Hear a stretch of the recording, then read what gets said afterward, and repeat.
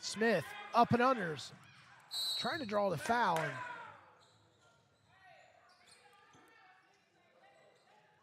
yeah, she went up, took a shot. It was partially blocked. Probably count as a team block in the stat sheet, but I think it came off of Smith on the way back down. So a turnover for the Jaguars. Davis beats the full court press, 70-62, 3:08 left. Jaguars need a stop and a bucket. Sinkler for three, and just Smith with the rebound. Just dodged a bullet right there. That three could have meant real trouble in terms of the comeback. Drop back. Drop down, help down. She'll shoot it. Who you beat? There you go. Oh, Randolph turns it over in the paint. Sinkler, wide open layup. Back to a 10-point lead. 22 turnovers for JCC. That one hurt big time.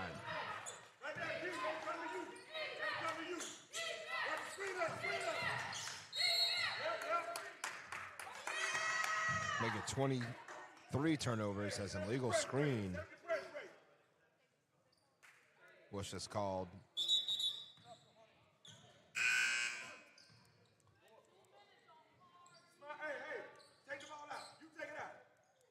72-62.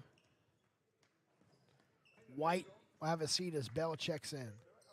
Nalia White's been playing hard. You can see she's huffing and puffing. She needs a blow. Maybe a sip of Gatorade. She can come back in for the final minute and a half if she can get a little break. Because they can use her presence on the floor, her defense and her scoring.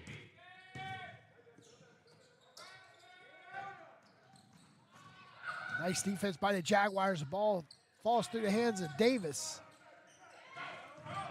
Jaguars desperately need a bucket. Randolph, stop and pop, and it's good for mid-range. That's what they needed. They got it. And now you got to get a steal.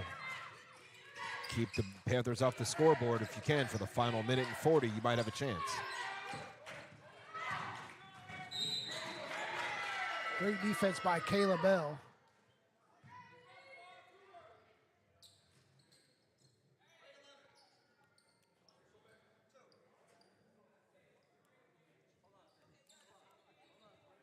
Jags not in the bonus, but it will be a two-shot foul for Viviana Clayton because she was hacked in the act of shooting. Let's see this gym get loud here to see if they can distract Clayton from these free throws.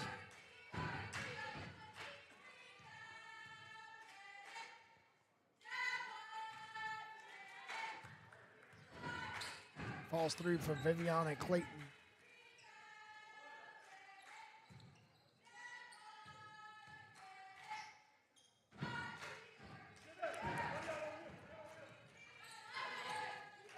Back to a 10-point lead. With 1:30 left.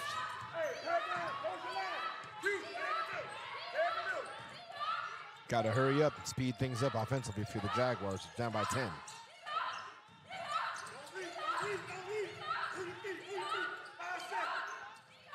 Kayla Bell knew her shot was off as she tried to crash the board. 69 on the clock.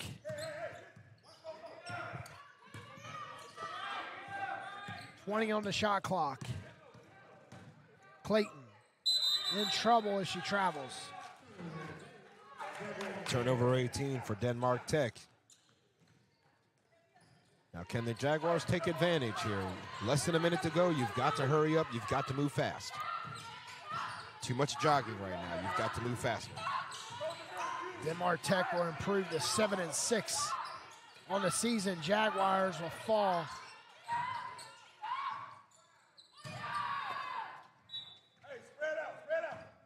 to 5-12 with a 3-game losing streak. Fall to 2-7 at home. That ball should be Jaguars' ball. Looks like that shot was partially blocked.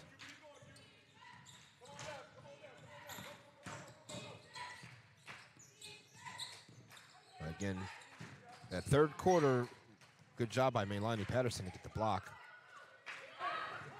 The first quarter killed the Jaguars. First and third quarter. If they did not start good coming out of the locker room twice, and that definitely hurt them in terms of their comeback in this game. They've had a better fourth quarter here. Second and fourth quarter, a whole lot better for the Jaguars.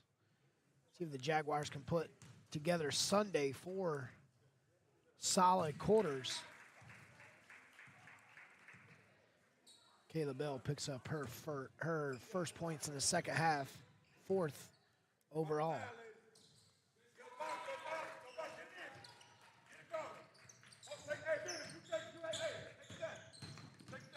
66-74. 8 seconds, and they're gonna walk it out. Call over a back and turnover, and Jaguars will get the ball with .9 on the clock.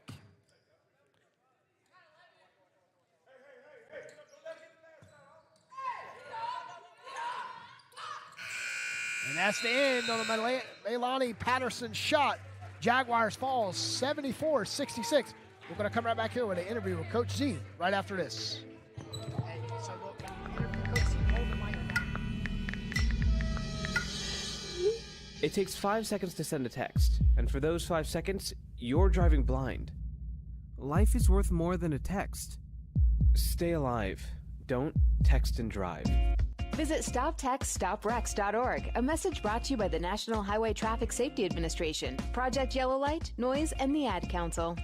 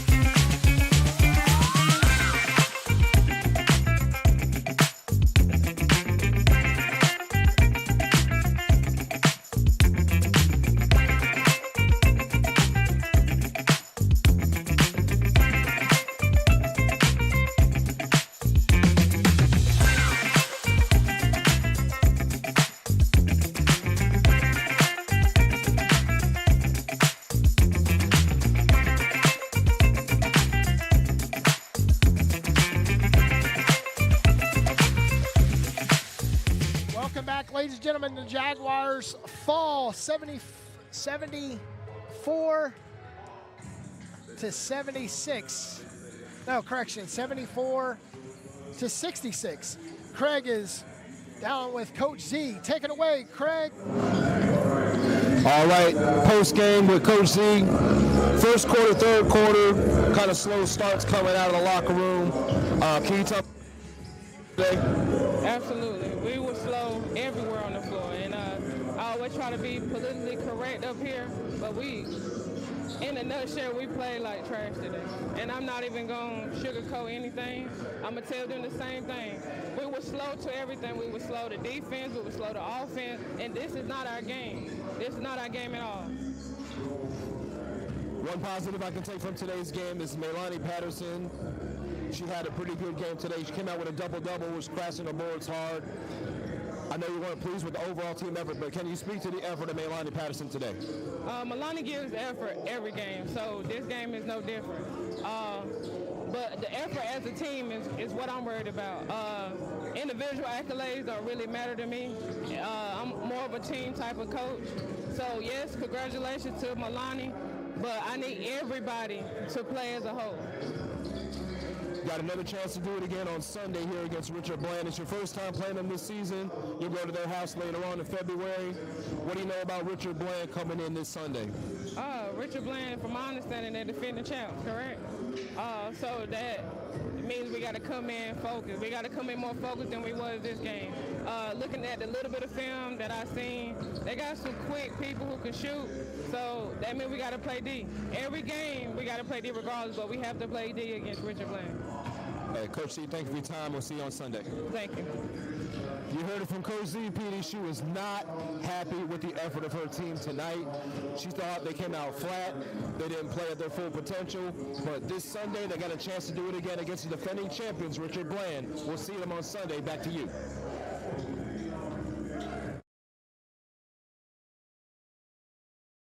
With how the ladies come out tonight, and they fall 74-66 right here at the Richard B. Harrison Gymnasium. We're 21 minutes away from starting of tonight's doubleheader. We'll be right back here. You're listening to Jaguars Sports Network. And imagine.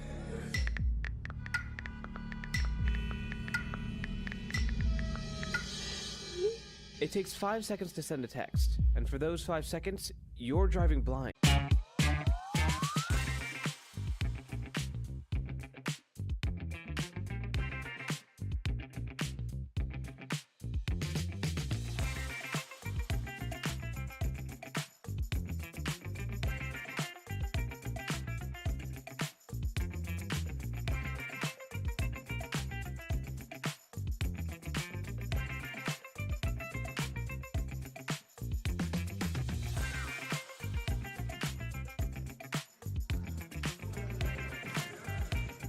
Good afternoon, ladies, gentlemen, boys, and girls. Welcome back for our doubleheader as the Jaguars welcome in the Mountain Gateway Community College Roadrunners. I'm Petey Norris alongside my colleague Craig Green. Craig, not the way we wanted to finish the first game. Let's see if we can cap it off with a Jaguars dub.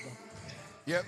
Let's see if the program can get their collective face back here in the nightcap as the Roadrunners from Mountain Gateway have traveled down here from Cedar Bluff, Virginia, to take on the Jags here in Selma. And I think these fans are itching for a victory after the Lady Jags came close in their comeback effort, fell just a little bit short.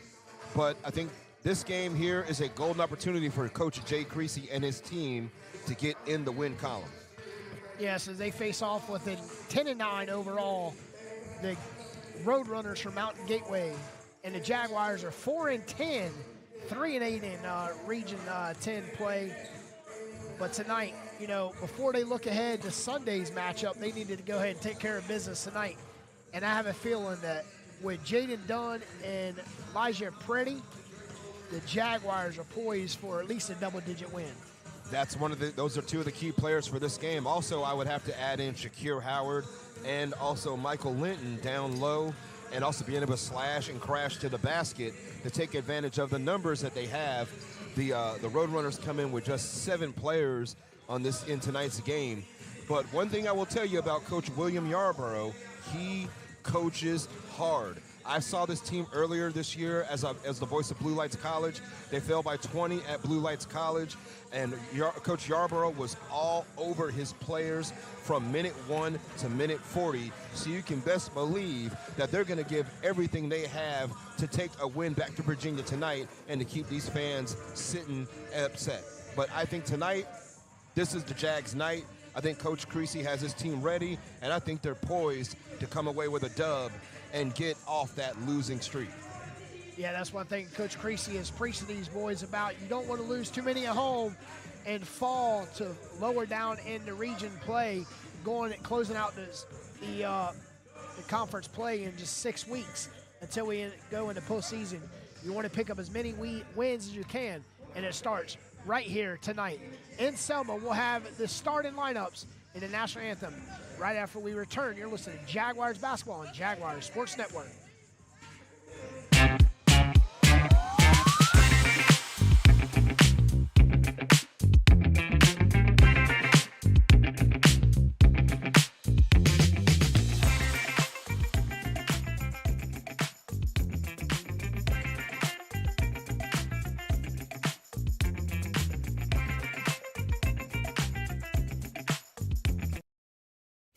Looking for a weekend getaway?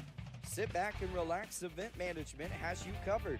Whether a golf weekend with your friends or a romantic getaway with your spouse, let Sit Back and Relax plan your next trip. No matter how big or small your vacation travel needs are, SBR handles all of the details. All you have to do is show up. So just sit back and relax while the professionals at SBR take care of the rest. Visit SBRNC.com or call 919-264-8418 to get your vacation started. Hey, hon, what you doing with your phone? Taking pictures? No, I'm asking it questions. Like what? Hey, Bobo, do flowers have best friends? I'm sorry. I'm afraid I don't know that. Hey, follow me. I want to show you something. Look, flowers do have best friends. Whoa. Some answers can only be found in nature. Discover the unsearchable. Visit discovertheforest.org to find a trail near you. Brought to you by the United States Forest Service and the Ad Council. Need help planning your next sporting event? Sit Back and Relax Event Management has got you covered. Whether a charity golf fundraiser, a preseason showcase, or a regular season game day operation, let Sit Back and Relax handle the details. Single game, tournament, and full season event planning and logistics services available. No matter how big or small, SBR has you covered. Just sit back and relax while the professionals at Sit Back and Relax take care of the rest. Visit SBRNC.com or call 919-264-8418 to get started. Years from now, future generations can listen in. All right, Grandpa. What's one piece of advice you have for me? Just 3 words, sweetheart. Live with courage. The man that had the best stories still has plenty of stories to tell. So connect virtually and share the conversation of a lifetime at StoryCorpsConnect.org/AARP. Connect, honor, share. StoryCorps Connect. A message from AARP, StoryCorps, and the Ad Council.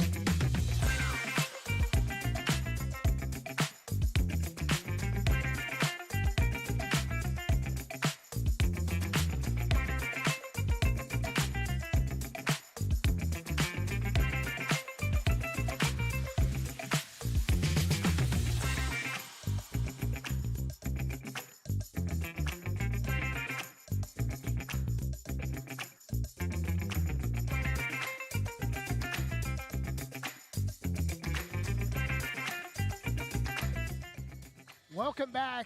The horns getting ready to sound. We'll have the national anthem and the starting lineups. Craig, the Jaguars need to set the tempo to get a win here tonight. It starts off in minute and second 1 of the first half. Got to take advantage of the size advantage you've got in the numbers as well.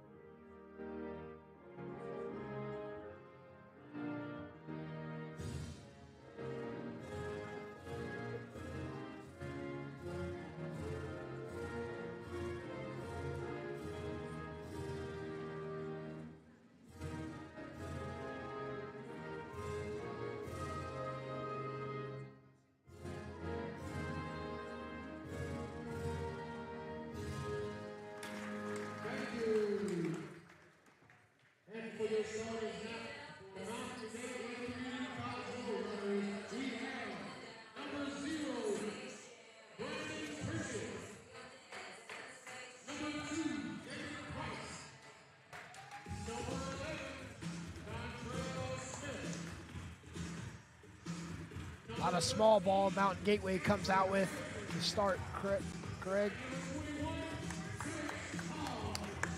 Yeah, just 2 players over 6 feet tall. The Jags have the clear numbers and size advantage. Let's see if Coach Creasy will take care of that tonight, crashing the boards and being aggressive in the paint.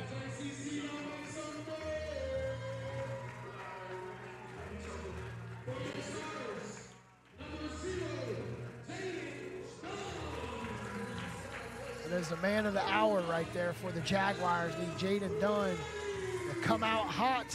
Him and Elijah Preddy.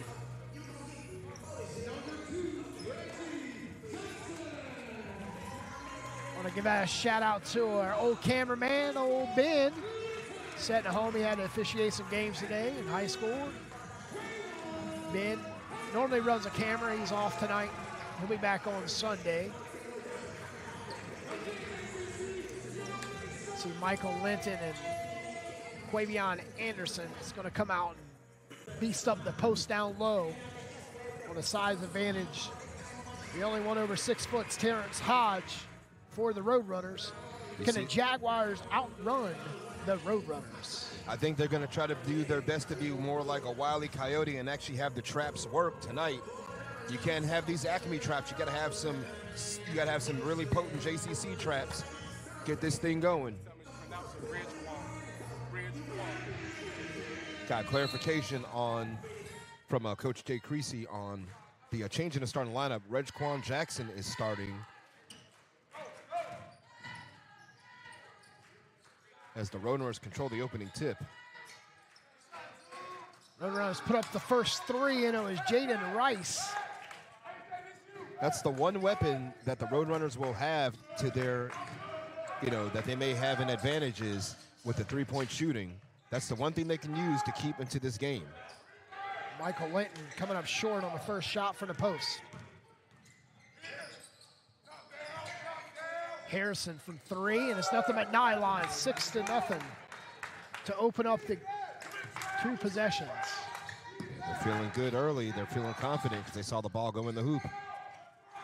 Jaguars short again. Is launching with a rebound was Anthony Harrison.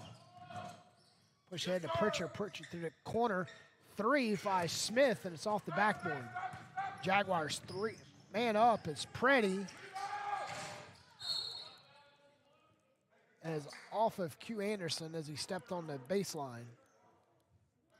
Correction, it's off of the Roadrunners.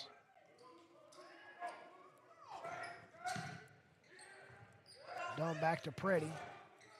Baseline was cut off. Great defense by the Roadrunners. Dunn leaves it for Johnston, and Johnson shots off the mark. And Jaguars. How is there not a foul down low? I don't understand that.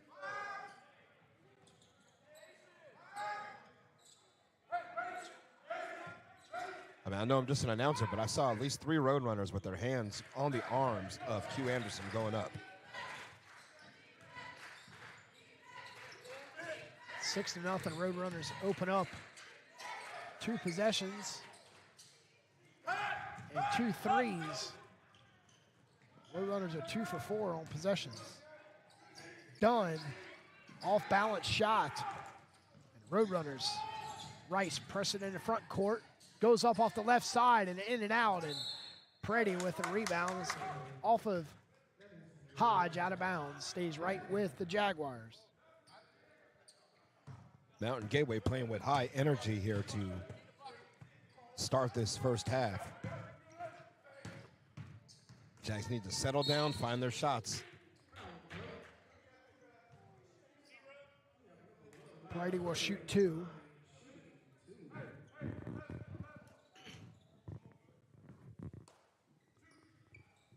18 minutes left, first half.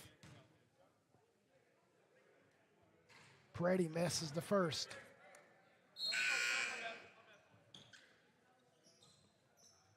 Regquan Jackson will sit down and Alvin Singleton will take his place.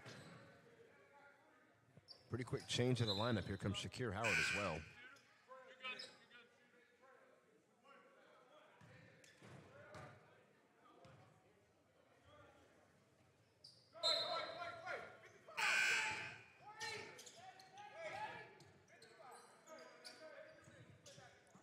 So a different look now for Coach Jay Creasy as he's employed Singleton and Howard and taken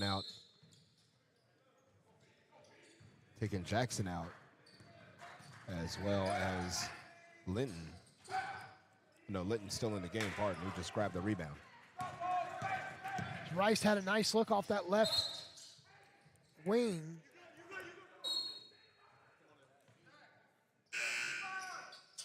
Six to 1.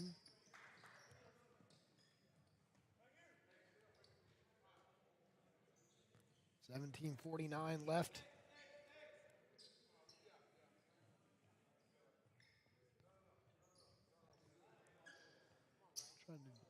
McLean in the game as well now. Jaguars with the rotation early. She knows Coach Creasy sees how Mountain Gateway Roadrunners are shooting the ball from the perimeter. He's trying to get a stop to that. Some condensation on the floor over here. That's the holdup. Now I think we're clear for play. Harrison able to inbound.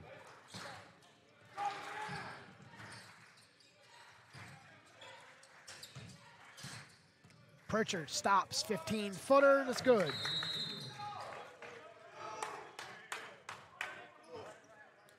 Jaguars call a timeout, 8 to 1. We're gonna stay right here, Craig. This is a 30-second timeout.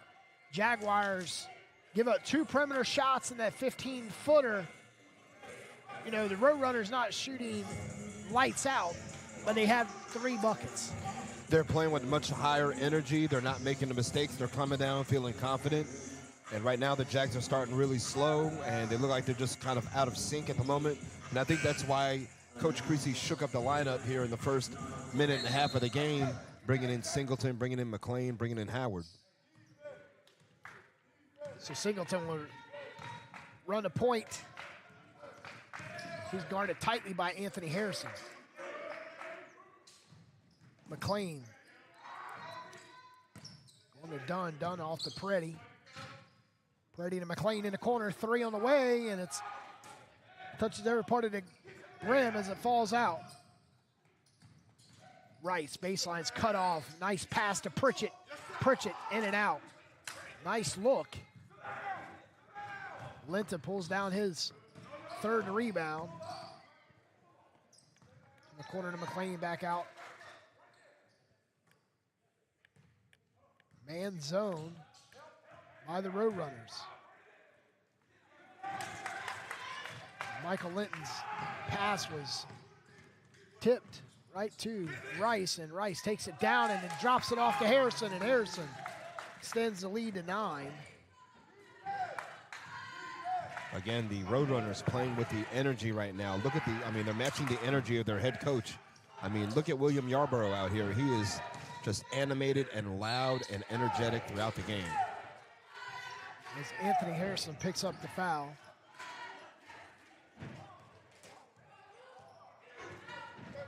Elijah Preddy back to the line with only point for the Jaguars in the opening 3.5 minutes.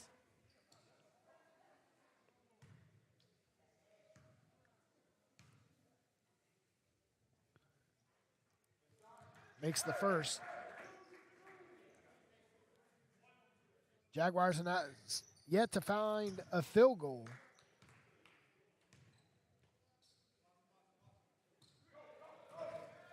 All 3 points belong to Elijah Preddy.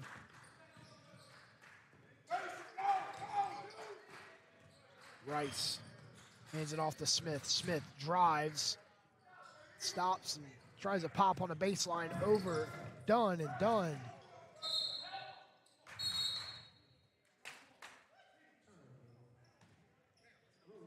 off of Dunn, out of bounds.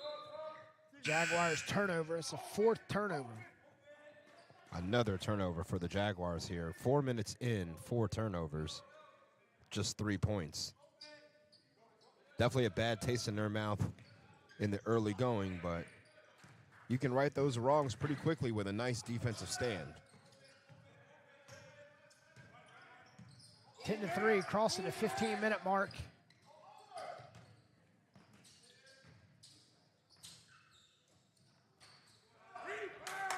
Mountain Gateway definitely having the green light as Dontrell Smith.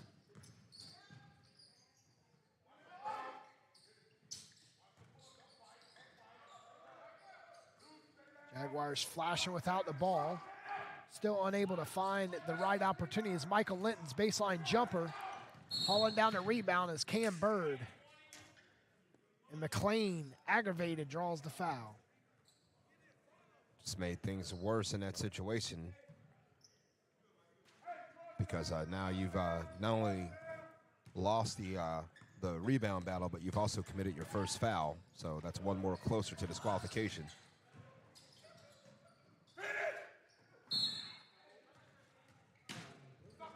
And right there, Harrison going up, gets hacked on the way up by Jaden Dunn, who commits his first foul.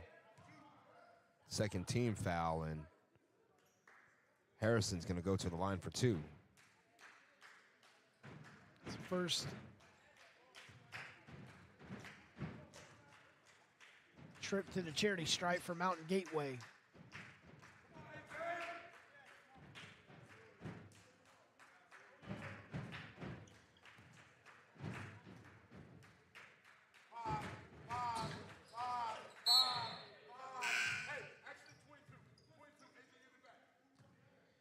Making the second 11-3.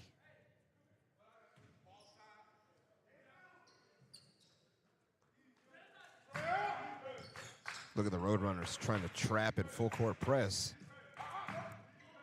Again, trying to match the energy of Coach Yarborough. Clay, nice feed in the paint to Elijah Preddy, and Preddy with 5 points. The ball kind of squirted through a bunch of traffic and found its way in the hands of Elijah Preddy.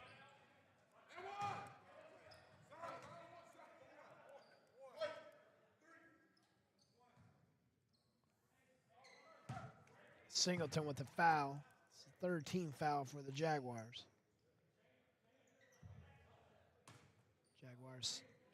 JCC not been able to take advantage of being much bigger and longer. As you can see right there where Harrison was able to get inside the size of Rejquan Johnson, or excuse me, inside of McLean, who picked up his second foul just like that, and he may have to take a seat pretty soon, but Coach Creasy is going to go ahead and let him stay on the floor for now. Rice up and under is no good on the layup. Preddy looking ahead to Dunn. Goes right side to Singleton. His shot's blocked. But Dunn, 11-7, Dunn with his first points.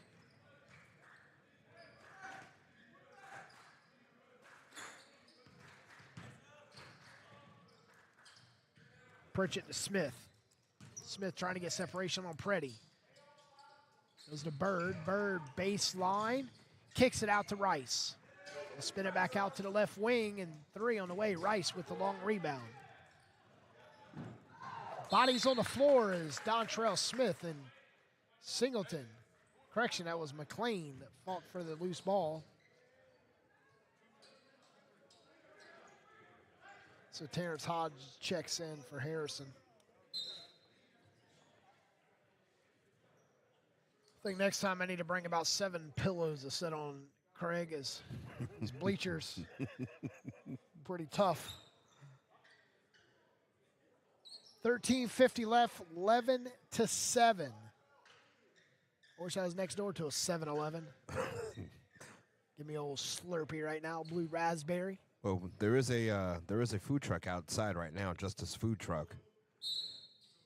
So if you're so happen to be sitting here in the Richard B. watching the game online and watching the game in the gym, go out there and get you something to eat around halftime. I think they got those really good egg rolls and the lemonade too. And Preddy continues with Preddy with 7 points. We're within 1, 11-10.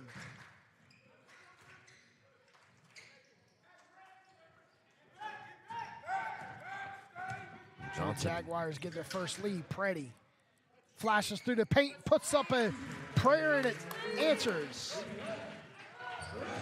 And look at the Jaguars fighting back. They're down 8-1, 1.9-1 actually.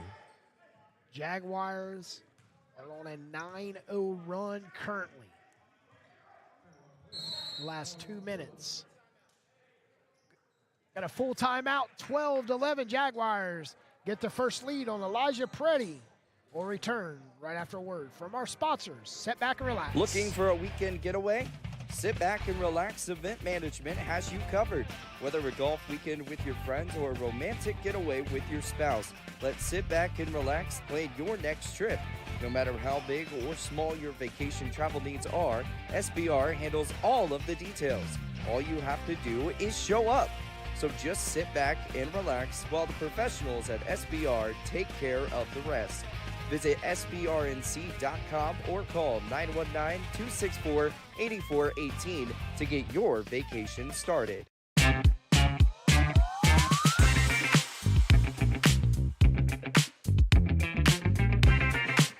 12-11, Jaguars get the lead thanks to Elijah Preddy flashing through the paint and going up on a defender that falls through. Jaguars 12, the Roadrunners 11. Petey Norris, Craig Green bringing you the doubleheader tonight from Selma, North Carolina, inside the Richard B. Harrison Gymnasium. Jaguars much bigger than the Roadrunners. Again, can they put the size advantage to use here? Force the Roadrunners to take nothing but perimeter shots, keep them out of the paint. Turnover, Roadrunners. Believe it or not, Petey, that's turnover number 1. That's how well the Roadrunners have been playing.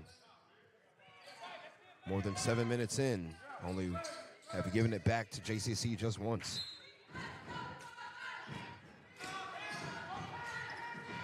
And the Jaguars dance team over there trying to get the fans pumped up. Michael Linton's reverse layups. No good as Terrence Hodge pulls down a rebound. Linton 0 for 3 to get started. Typically it's Michael Linton in the first opening minutes, but not tonight. He's had good looks, just couldn't get anything to go. Rice's shot is off the mark. Dunn looking to go right side, goes up and Dunn extends the lead to 3. He hung in the air and was able to convert. Nice job by Jaden Dunn. 11-0 run. An air ball by Kanye Davis. Davis gets a timeout. 14-11, we're going to stay right here. 11:58 left, Craig. You know, the last 3.5 minutes, Mountain Gateway has seen the way the Jaguars started off. They're in that same territory. It's a game of runs, and what you saw early on, you know, we saw the Jags down, you know, 8-1, 9-1, 10-1, fought their way back, and now they're controlling the game themselves. I mean, you saw the Roadrunners have kind of gone cold. They've only scored 3 points to the Jaguars' 13 over this stretch. And nearly halfway through the first half, we've got a pretty even contest. But again, the Jaguars have some advantages that they have not been able to cash in on. And let's see if they can do that here in the final 11:58. You know, can Coach Creasy cook up something that allows the Jaguars to put their foot on their neck and squeeze and get a W? Mountain Gateway looking to come into play. We have a hold on Jaden Dunn.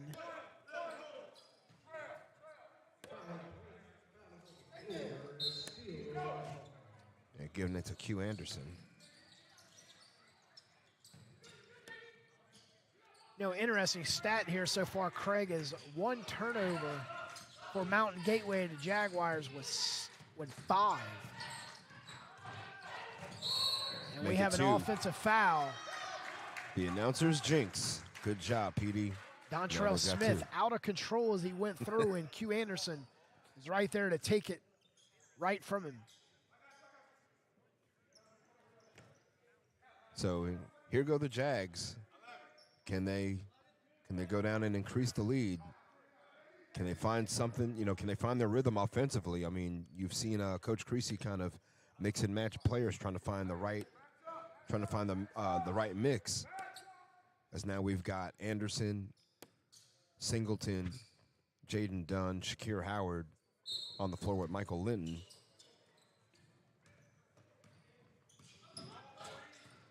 We got Davis Rice, Bird, Harrison, and Hodge on for Mountain Gateway. And we have Dunn with the left ankle holding it. It's Howard right after he made that bucket. And you know, one of the reasons he was brought into the game was because he's got that capability of driving and slashing to the rim. And looks like he's hopefully going to shake that off and be okay. And, you know, good on the referees for stopping the action and allowing the substitution to take place since he was injured. 16-11 off the Howard made bucket. 11:32 left.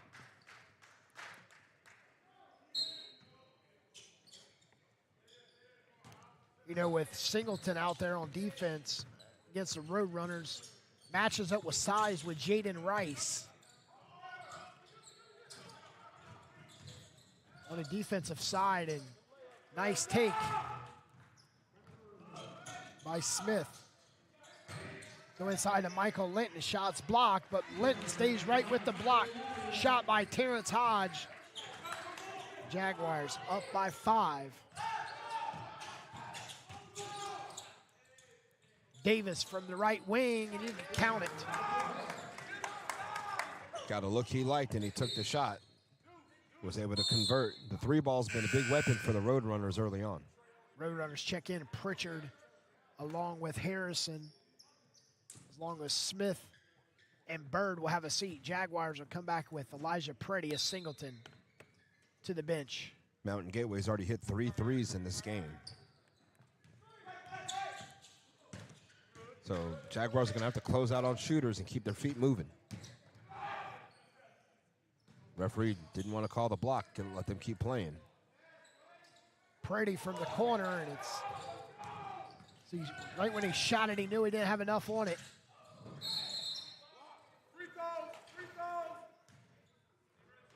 Q Anderson with the block. So Jaden Rice. Correction, that was Brandon Pritchett. Will shoot 2.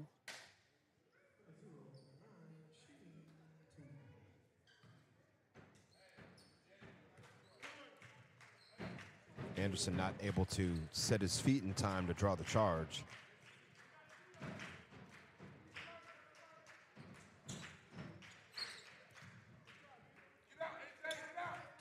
Making a first free throw. Brandon Pritchett.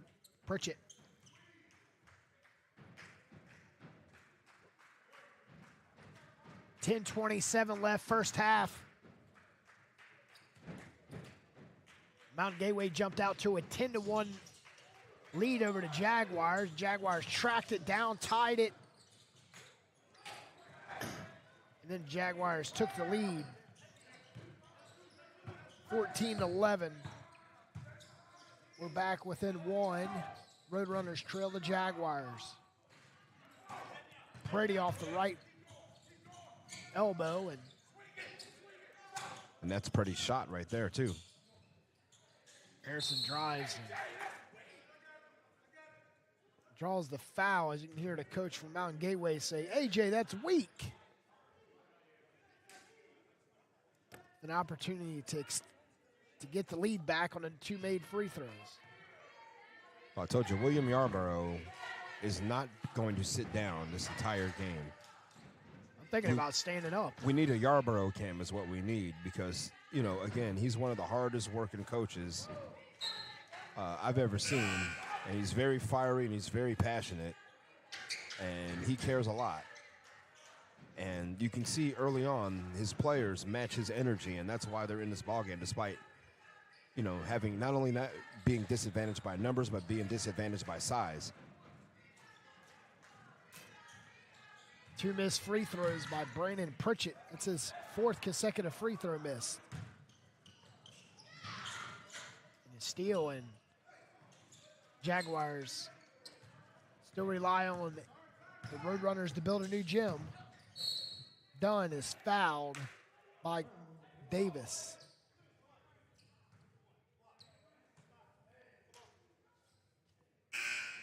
Just 3 team fouls on the Roadrunners. They've done a better job protecting the basketball and drawing fouls for sure, even though they trail by 1. Nice pass down low to Q Anderson. The Jaguars stopped the bleed in the last 3 minutes.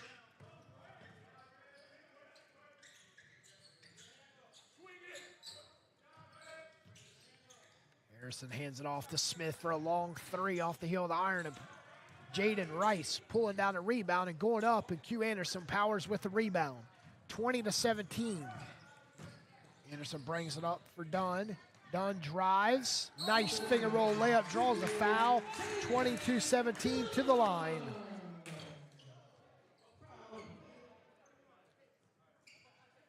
And Dunn able to convert, take the contact, get the hoop in the arm, and now he's got a chance to finish it off with a 3-point play.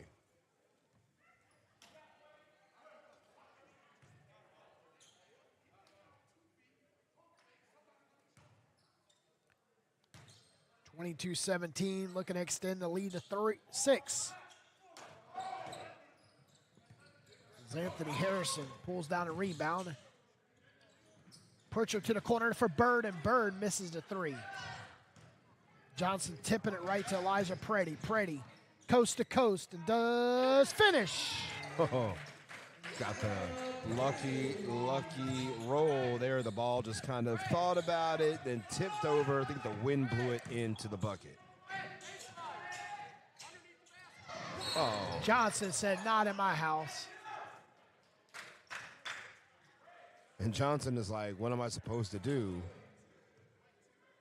Like he got all ball, but the referee decided it was too much body, and I thought that was a clean block.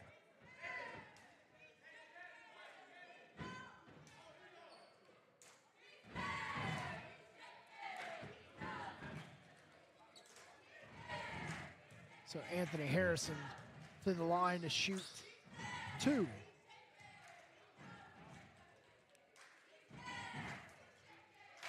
Makes the first. Harrison missed the first 2 the first time around.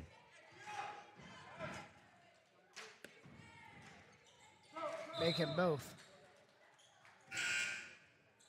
24-19. 8:30 left.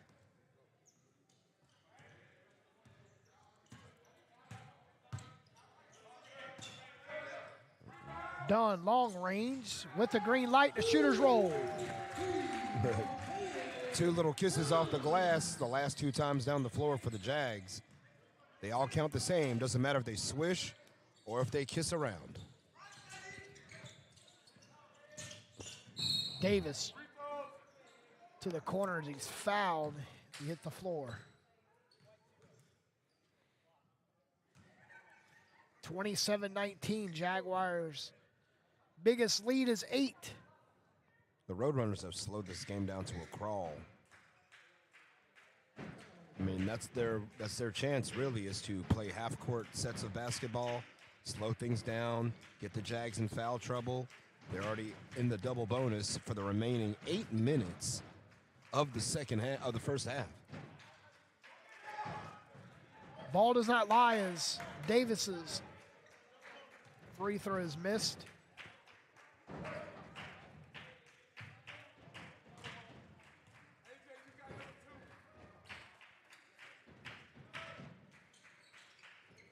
Splits 27-20. 4 points for Davis. Dunn driving, kicking it to the right wing. Anderson pulls it back out to Elijah Preddy. 15 on the shot clock. Johnson's mid-range, and it's good. Nice stroke by Rechquan Johnson. Little fadeaway right there in front of the rim, about 10, 12 feet out. That's a great shot for Rechquan Johnson.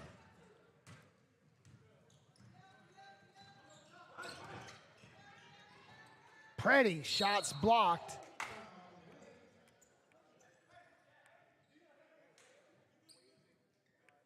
picking up the foul. It's going to be on Anthony Harrison.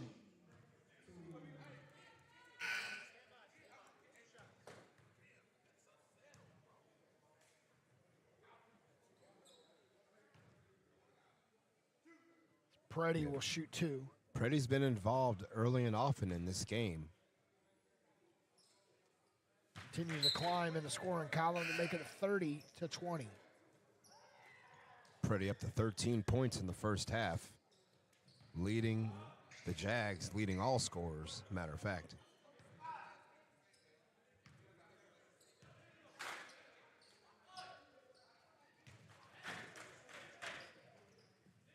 Preddy having a really nice first half. You said it, Jaden Dunn, Elijah Preddy would be the dynamic duo that the Jaguars would need to coast to victory. And right now, those two guys are the two in the scoring column that are leading the way for JCC.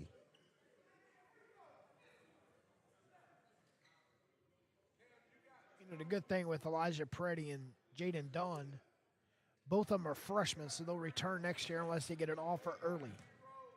So we know Shaw is looking at Elijah Preddy.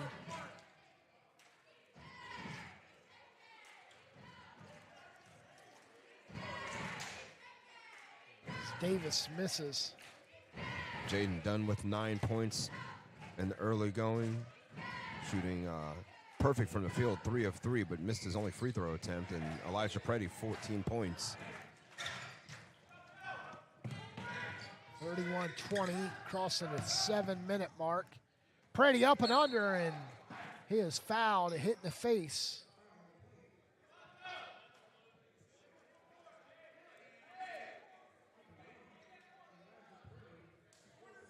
And the guilty party on that was Dontrell Smith. So since it's in the act of shooting, it's going to be 2 free throws for Preddy, who again is leading all scorers with 14 points. Make it 15.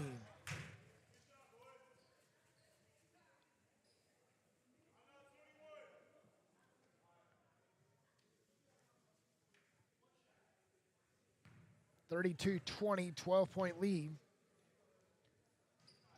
14 and 16 for Preddy.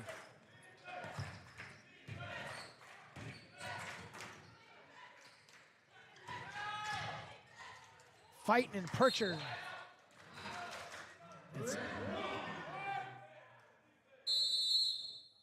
Pritchard. We got a media timeout. 33-20.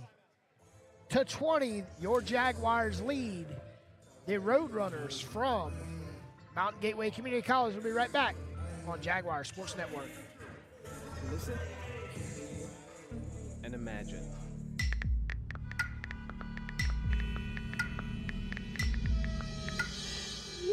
It takes 5 seconds to send a text, and for those 5 seconds, you're driving blind. Life is worth more than a text. Stay alive. Don't text and drive. Visit StopTextStopWrecks.org, a message brought to you by the National Highway Traffic Safety Administration, Project Yellow Light, Noise, and the Ad Council.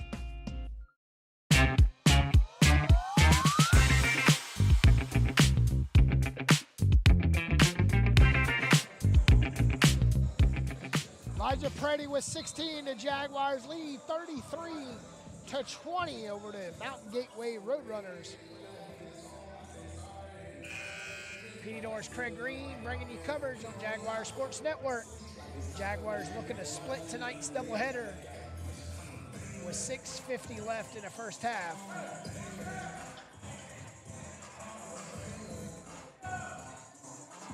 See the Jaguars again imposing their will right now. The Roadrunners started off hot. They've cooled down. The Jaguars have, the game has slowed down for them, and now you see they've settled in and they're up by double digits. Rice driving straight to the cup, and it's good. Again, the Roadrunners aren't going to go away, just because they're down by now 11, but make it 13 again as Jaden Dunn gets into the paint. But Pritchard driving, stopping 8 feet, and it's good. But yes, this Roadrunner team works hard. And they fight hard. They fight all the way to the end. They don't give up. Linton just off. He's had really good looks at the rim. He just can't get them to fall. He's 0 for 6. And Pritchard, 4 straight points for Pritchard. Back within single digits.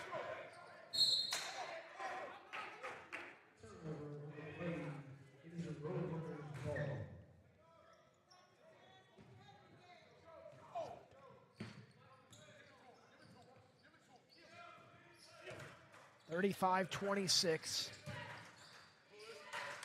Pritchard again, 6 straight points. It's 3 for 4 in the last 10 minutes is Pritchett. I told you, these Roadrunners won't go away. They're going to keep fighting. Track you down, beep, beep. Linton finally on the board. You must have heard a beep, beep. Heard the Roadrunner coming.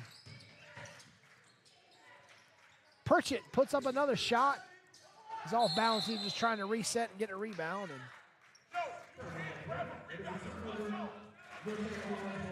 you can hear the coach as Terrence Hodge pushes off on a rebound, and Jaguars ball with 5:06 left. First half. Singleton guarded tightly by Jaden Rice. Singleton puts on the brakes. Trying to stop the Roadrunner. Beep, beep. Singleton searching for a rebound and puts up a shot. Coming out with it is the Jags. Switching hands, and Hodge with the rebound. Rice up and under, switches hands, and we're within 7.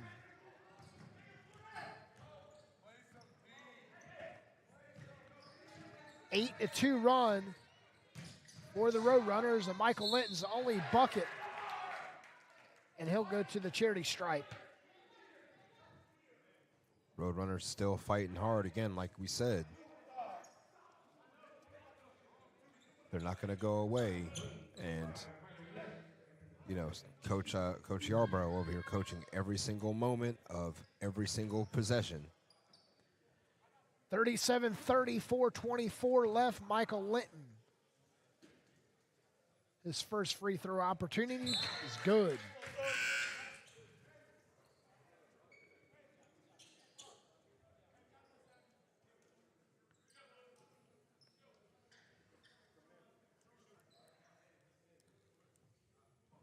Only 9 turnovers in the first 16 minutes of action. Second free throw, count it.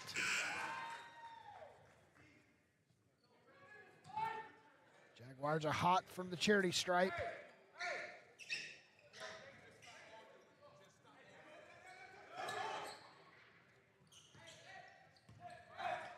(39-34, 21 left). Nice pass inside to Bird, but he kicks it back out. 20 on the shot clock. Smith, a long 3, and you can count it.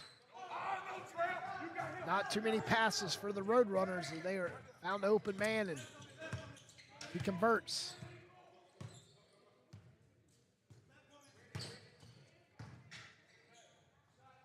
Nice collapse by the defense, and the Jaguars convert on the 3 to match. That's exactly what they needed, was a three-pointer to kind of create a little more distance between themselves and Mountain Gateway. Turnover, Mountain Gateway. 4th turnover.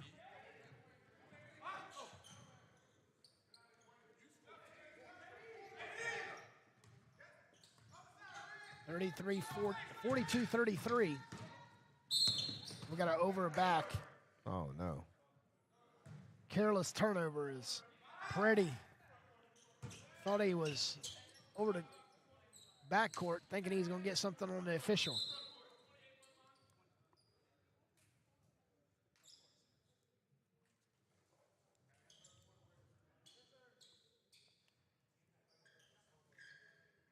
(42-33, 3:31 left).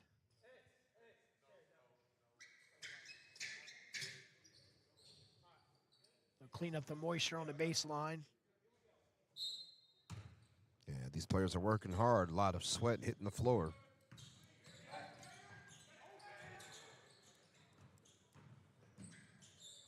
Smith's baseline shot is off the mark, and here comes Q Anderson at offense with a 9-point lead. It's been a game of runs as the Roadrunners open up on a 10-3 run. And McLean Gregory shot was off, and Smith 3, and flashing through was Jaden Rice with the rebound. Fresh 20.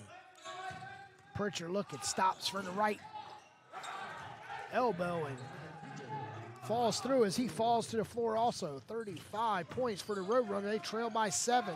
Some incidental contact on the shot, but still nice way to battle through was Pritchard, and then you saw Elijah Preddy with another bucket. He has been hot here in the first half.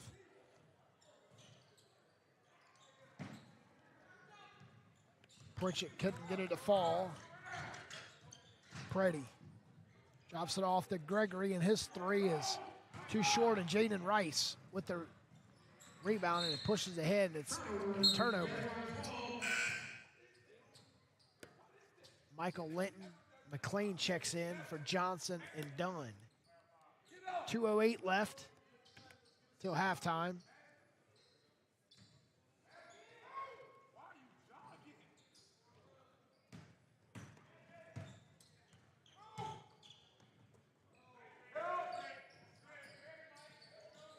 Pretty high flashes up. Linton. McLean from the corner. Q Anderson fighting, and it falls. Q Anderson's been really hitting the boards hard. That time he's got the offensive board, was able to put it back home, and draws the charge. Quavion Anderson all over the place, doing everything. That's his second charge he's drew tonight.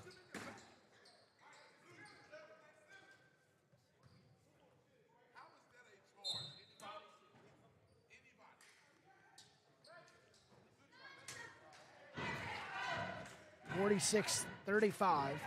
Coach Yarbrough wants a explanation for what was happening there, but he ran right into a player who was standing still. That's a charge.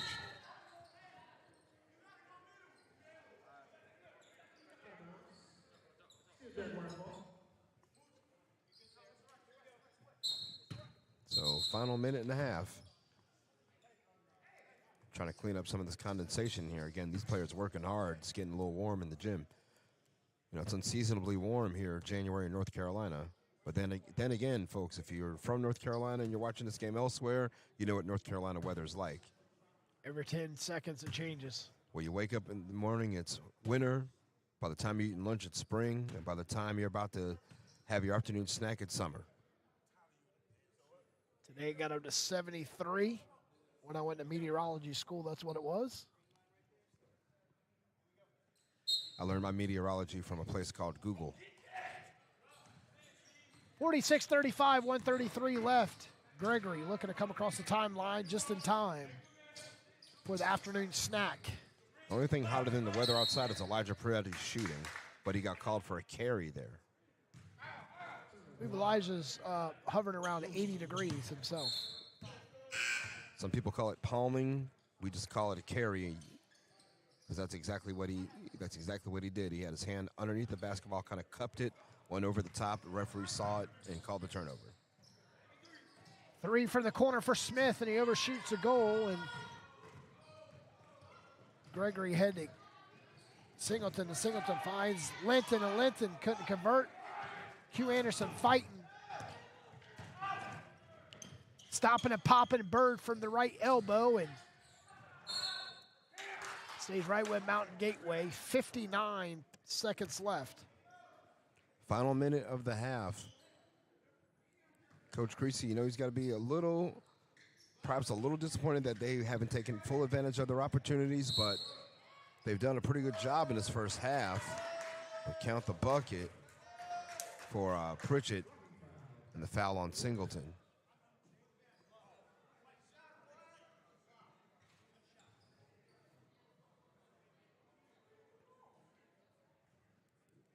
(46-37) as Coach Creasy's wonder why the foul is called on Singleton. He was inside the restricted area.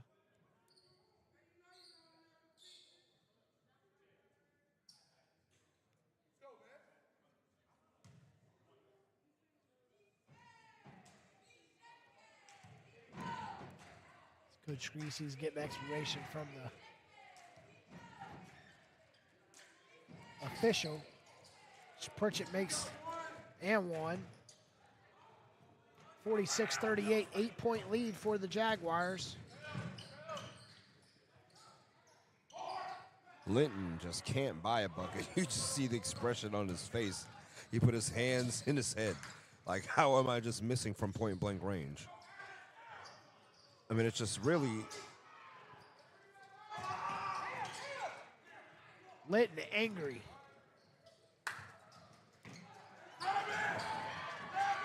Singleton calls a timeout. 46-38, Jaguars with the timeout. 26 seconds left, first half.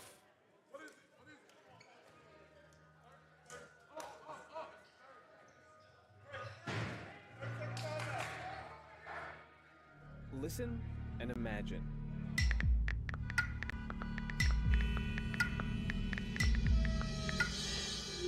It takes 5 seconds to send a text, and for those 5 seconds, you're driving blind. Life is worth more than a text. Stay alive. Don't text and drive. Visit StopTextStopWrecks.org, a message brought to you by the National Highway Traffic Safety Administration, Project Yellow Light, Noise, and the Ad Council.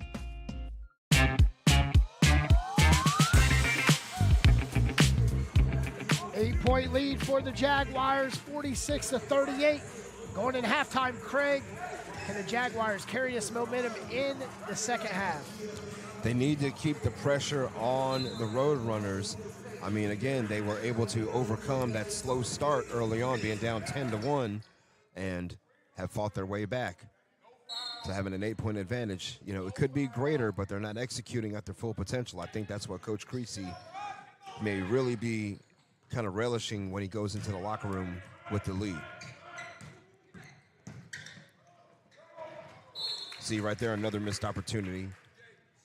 Another play that shows him kind of out of sync. I mean, really, you know, JCC could have 60, darn near 60 points. I mean, if Linton had been not missing so much from point-blank range, you know, not criticizing him, I mean, it's just really unlucky. He just, you know, it's almost like there's a lid on the rim for Linton at this point.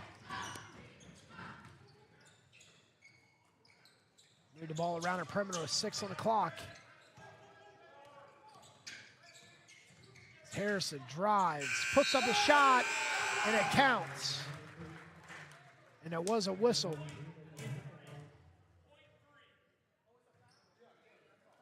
They want to add 0.3 to the clock. So, again, PD, you need 0.4 to shoot. So the 0.3 is going to really be nothing. It's going to be more of just dribbling the ball out and head into the locker room.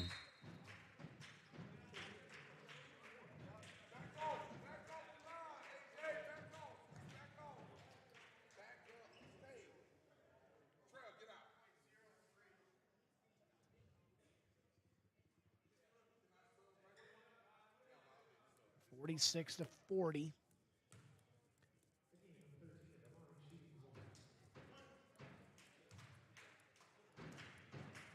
Anthony Harrison making a three-point play here. Sets in the bucket, releases, and it does not fall. The ball is thrown. It's 46-40 at halftime. Jaguars and Roadrunners at the half. You're listening to Jaguars Sports Network.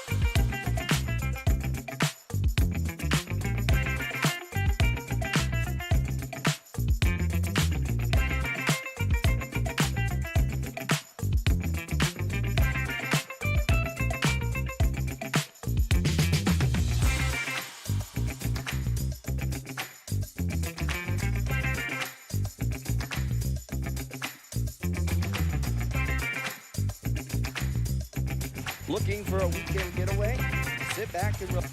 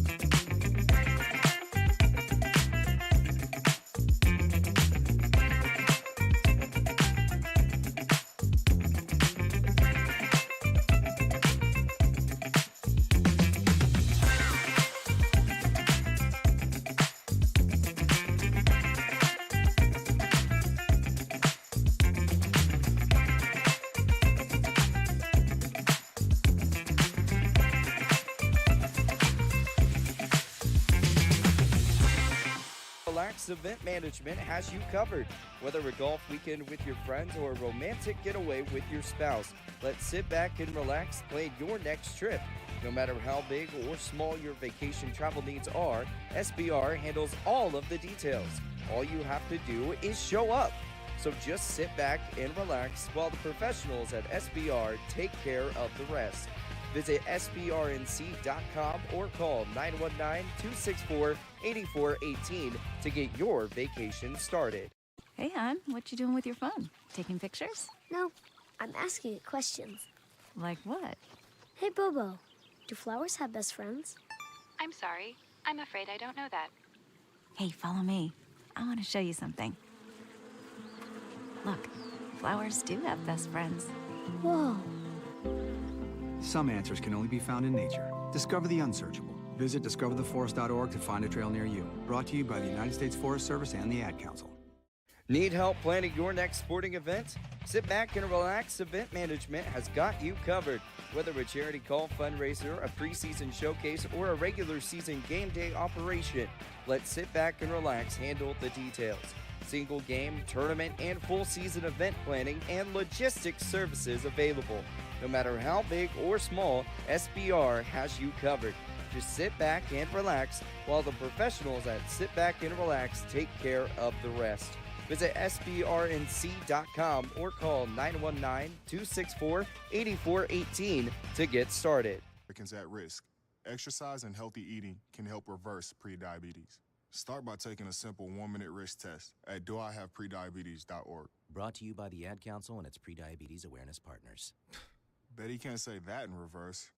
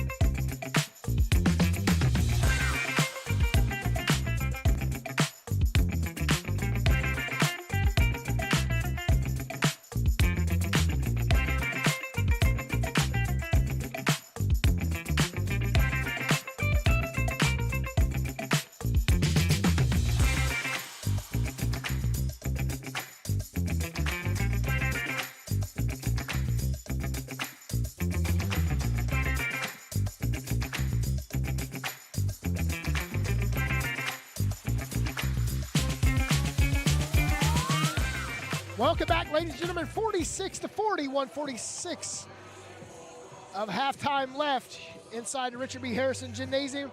Taking a look at the first half stats. the Roadrunners shooting 36%. Your Jaguars shooting 43%. From field goal range, Jaguars shooting 33% from three. Roadrunners shooting 27%. Rebounds, Jaguars edge the Roadrunners by 7, 28 to 22 by 6. Low turnovers, Craig, and that's why we're setting it in the 40s at halftime. Either team has turned the ball over like we've seen previously this season. And, yeah, I think it's just been a first half of missed opportunities for the Jaguars. I mean, they've had plenty of chances down here on the offensive end to get some shots to fall, but what's been befalling them is just poor shooting. Again, just 16 of 37 from the field in the first half. You know, Coach Creasy, I know, is not going to be happy with that number. So in the second half, I think we're going to see a more concerted effort to get the players in their best spots and see if they can take advantage again of being the bigger, more athletic team and really close out on these shooters from Mountain Gateway, make things difficult for them. And then we'll see on William Yarborough's side here if they can continue to keep the high energy going and continue the high spirit and high effort play, because that's what's led this to be a 6-point game in the first place. But we're going to put 20 minutes on the clock right now, Petey. It's time to get this party started. Can the Jags finish the job and send these fans home happy? Jags just 20 minutes away from starting here with a 6-point lead, 46-40. You're listening to Jaguars basketball on Jaguar Sports Network. Petey Dorse, Craig Green bringing you coverage. Got a doubleheader on Sunday. We'll be right back here at the Richard B. Harrison Gymnasium.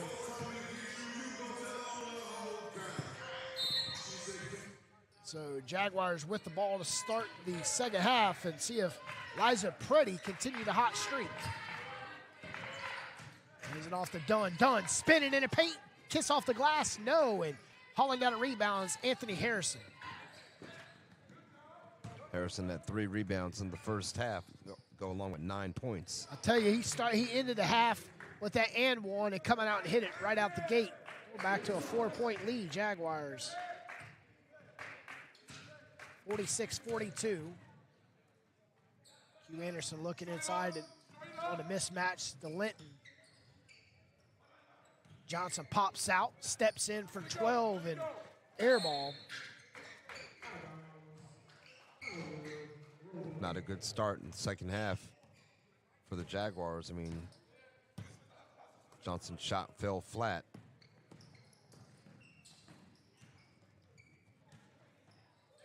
Jaguars flashing on defense, but all getting caught on their heels. And Q Anderson plunges through with the defensive board. That first minute and 2 seconds felt like a long time as both teams were flashing, and Q Anderson flashes for the Jaguars. Yeah, Q Anderson did a nice job finding a spot right there around 15 feet to spin and rise and fire without a whole lot of defense in front of him. Great defense by Q Anderson. Stay out of foul trouble as Pritchard flushes the southpaw one home. 48-44. Pritchard up to 16 points, and now a turnover. The ball thrown right into the hands of Hodge. As Harrison continues to climb in the scoring column, 48-46. 10 turnovers for JCC. That's one of the reasons why this game is so close. Again, Linton not able to convert, but this time was fouled.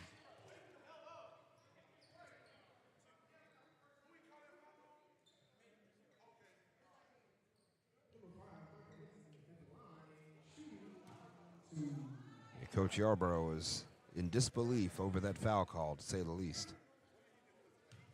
Not sure if our cameras picked it up, but or our microphones picked it up.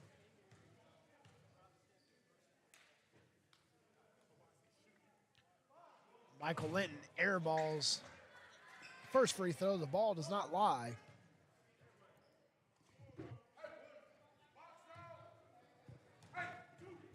What What you don't want to see is him overexert himself here to try to compensate for missing. And might be what happened there. But Q Anderson hustling to get the rebound. Back to Dunn. Dunn down low. And I don't think Dunn was ready for the ball.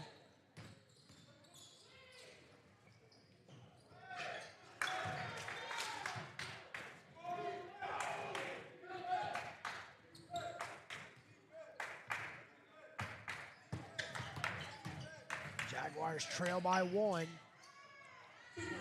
Johnston regains the lead for the Jaguars, 50-49. Smith with a straightaway 3 and Johnston with a rebound.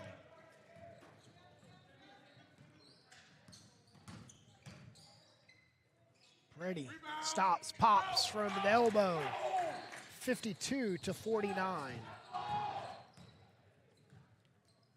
The Roadrunners have been the better team so far in the second half. And that's why they took the lead here.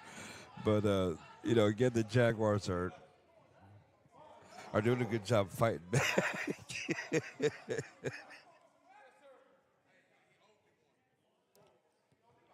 52-49, 17 minutes. 17 minutes left in the second half. Want to thank everybody for tuning in on the Jaguars YouTube page or on highlevelmedianc.com. 52-49, 6:56 left.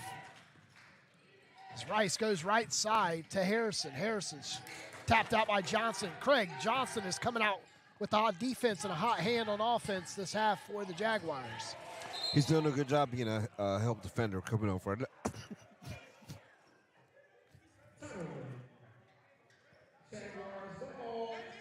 16:43 left, 52-49. Jaden Dunn gets it in the hot hand to Preddy.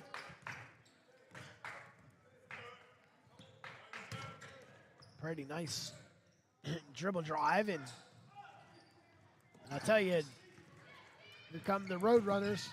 Stop, pop, and falling and trailing was Terrence Hodge, and we're within 1.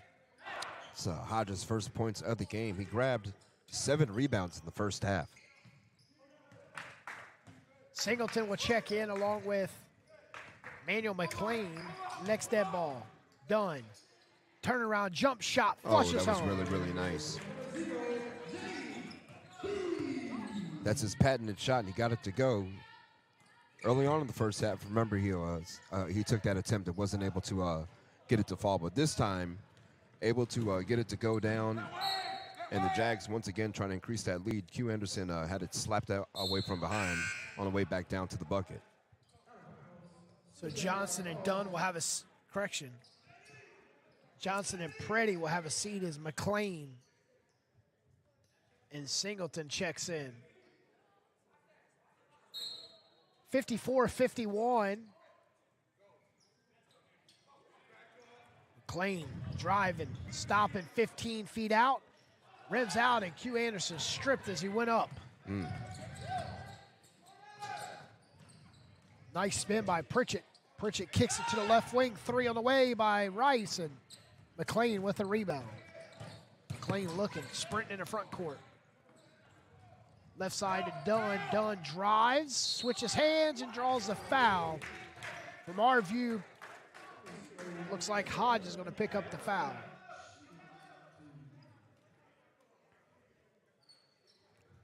Yeah, wanted an explanation for the call, but it was clear that the contact was there, so that's why Elijah Preddy's going to go ahead and take 2 free throws.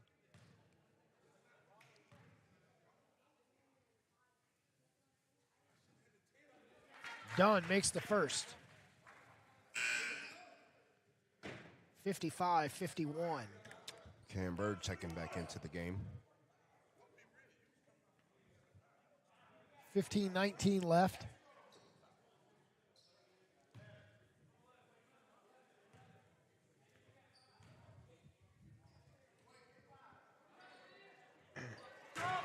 2 for 2 on that trip, 56-51. It's amazing how the Roadrunners climb out of the hole, get ahead by 1, and Jaguars just fight back. And nice stab by Singleton in the back. Right there, Johnson to save the ball out of bounds, and Singleton go to Johnson for 2.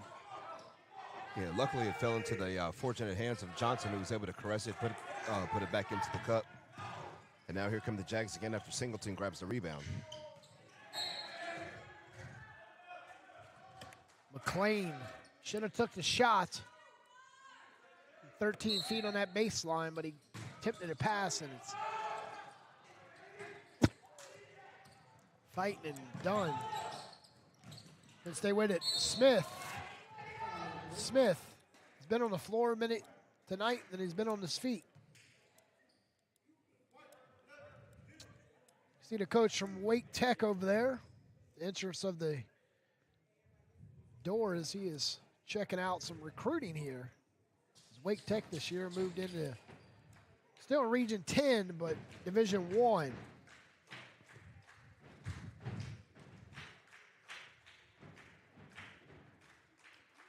Harrison lets the free throw in the front of the iron, and Michael Linton checks in for Johnson. I mean, we talked about Elijah Preddy getting interest from Shaw, so, you know, again, no surprise to see that the head coach from Wake Tech would be here checking out JCC as well.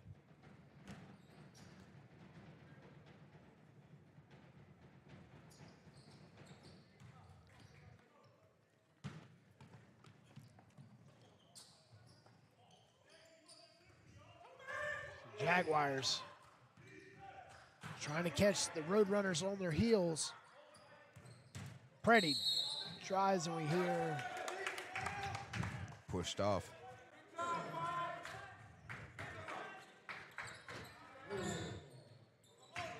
(58-52), 14:21 left. Jaguars looking to drop the curse here at home and pick up the win tonight. It'll be their first win this season at home.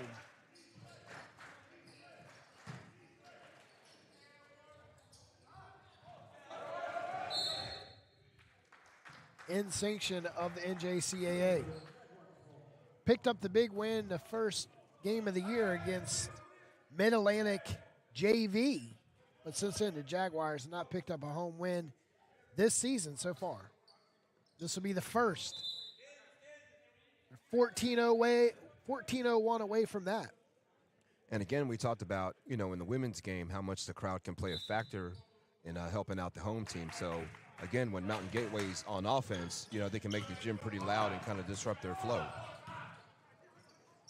Hugh Anderson gets the feed and going up. Nice pass. On the right side, 60-51. Correction, 60-52. Nice pass by McLean to find Hugh Anderson cutting to the basket.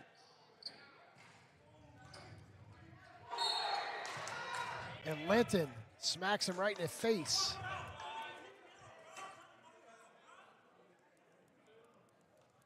Johnson will check in.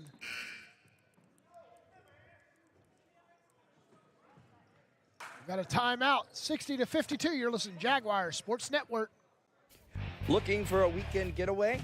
Sit back and relax. Event Management has you covered. Whether a golf weekend with your friends or a romantic getaway with your spouse, let's sit back and relax, plan your next trip. No matter how big or small your vacation travel needs are, SBR handles all of the details. All you have to do is show up. So just sit back and relax while the professionals at SBR take care of the rest. Visit sbrnc.com or call 919-264-8418 to get your vacation started. Sit back and relax. Your all-inclusive event management and travel planning company. Visit sbrnc.com or call 60-52, 13:36 left. Roadrunners, beep, beep, to the line, Terrence Hodge.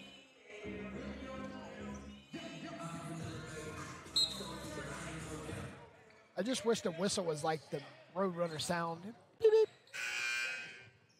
Well, With 13 and a half left to go, let's see if the Jaguars can, set an Acme trap and catch the Roadrunners slipping here. Bring home the bacon and get a W. I prefer turkey bacon. Yeah, it's pretty good.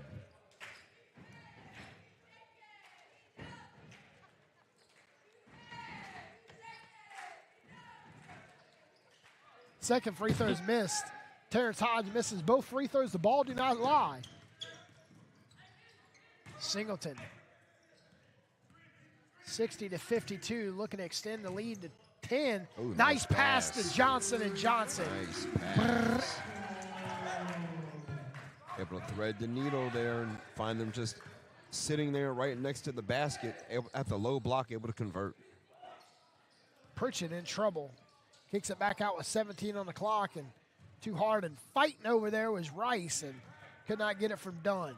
Dunn pushes ahead to Anderson. Anderson shaking and baking. Driving, leaner, no, and right in the hands of Jaden Rice. Rice.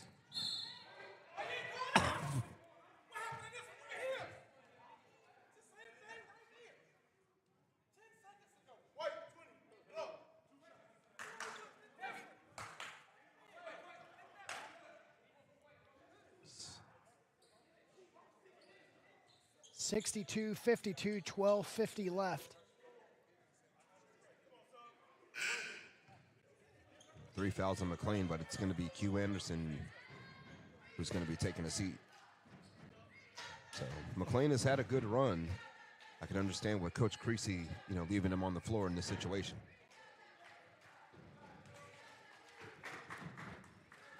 Rice makes the first.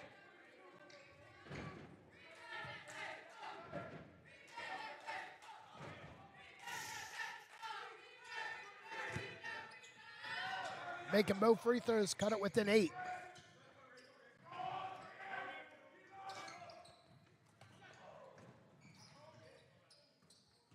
Score pass over to Dunn. Dunn, 15-footer. Bounces, and bounces out right in the hands of Pritchett. And Johnson with a foul.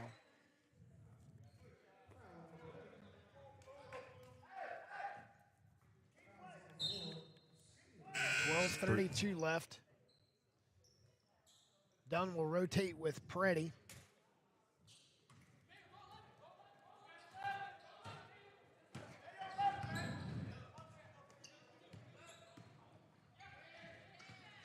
Nice defense by Elijah Peretti on Pritchett. Pritchett straight to the hole and could not finish to the cup. And we have a late whistle. Whistle.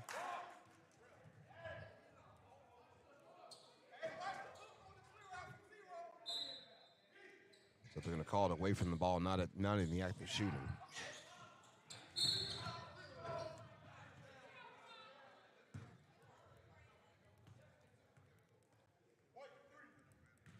So Singleton with a foul. So shoot 1 and 1. We've got 16 fouls for JCC and just 2 for the Roadrunners. Missing and one. Like Loose ball and coming out with it, Terrence Hodge. Just like you said, the ball may not have lied. Smith wraps around the rim and does not fall. Another offensive set. Bird for deep. That's the most unlikely outcome from a shot from that long range that you'd expect. I mean, maybe an air ball, maybe a carom off, but to see it roll around and then get stuck, I don't think I've ever seen that before.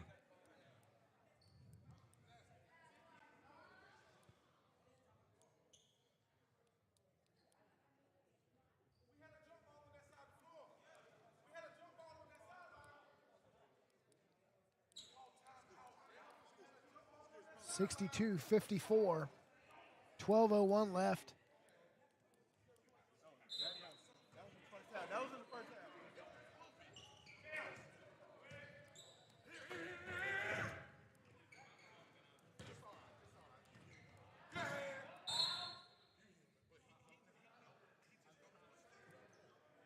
(62-54), 11:52 is Smith in the passing lane deflected that pass, but stays with JCC. 20 on the shot clock now.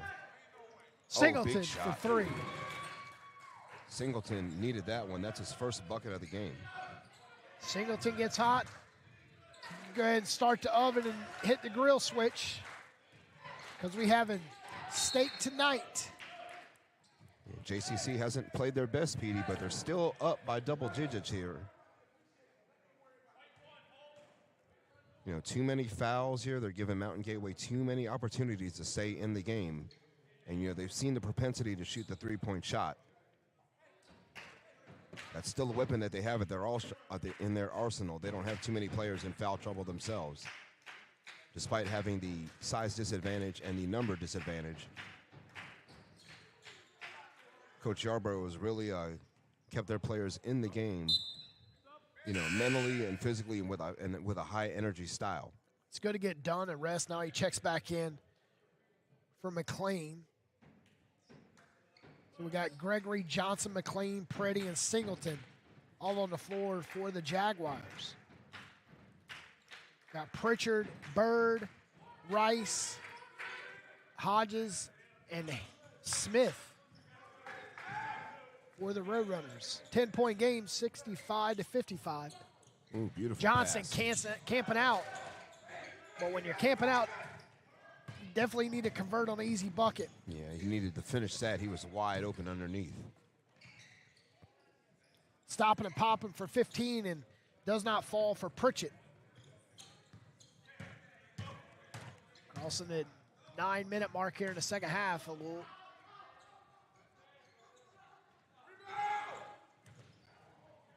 Uh-oh, Preddy hopping around on one foot. Hopefully he's going to be all right. This is going to call an injury timeout. So there's a Preddy. I think he may have come down on someone's foot.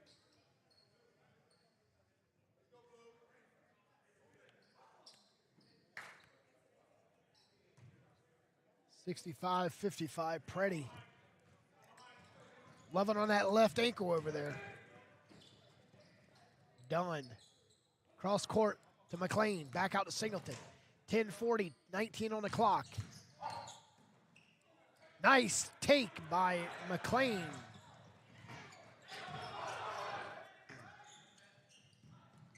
Singleton. Straightaway 3 and Johnson.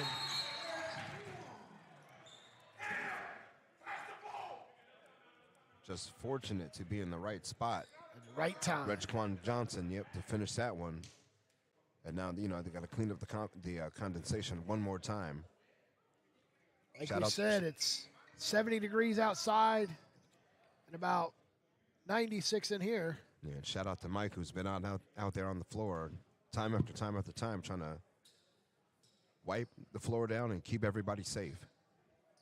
Wipe it out, wipe it out. Wipe me down. 10-24, 67-55. Roadrunners with the ball, trailing by 12. Jaguars match their biggest lead.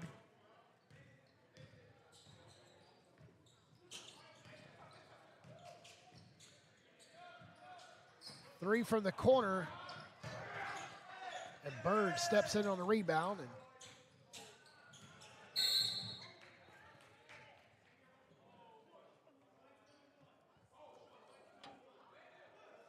And the Roadrunners also, they've been pretty cold from the field as well. They haven't been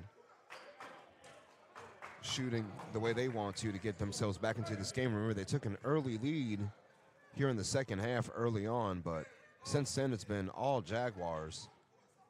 And even with the 12-point lead, again, you know, you still feel like there's like an empty feeling that there's something missing here. Like, you know, like the Jags have left a lot of opportunities on the floor, even with a double-digit lead like they hold right now. And Jaden Rice makes the first.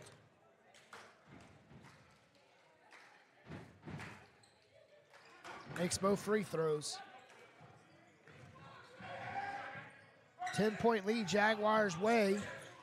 10 minutes left, 10 minutes. Singleton pulls it back out. Gregory looking inside. Nice cut by McLean. McLean switches hands, goes up off the left side, and it's a 12-point lead. McLean's first bucket, and what a way to get it. Slicing and dicing in the paint.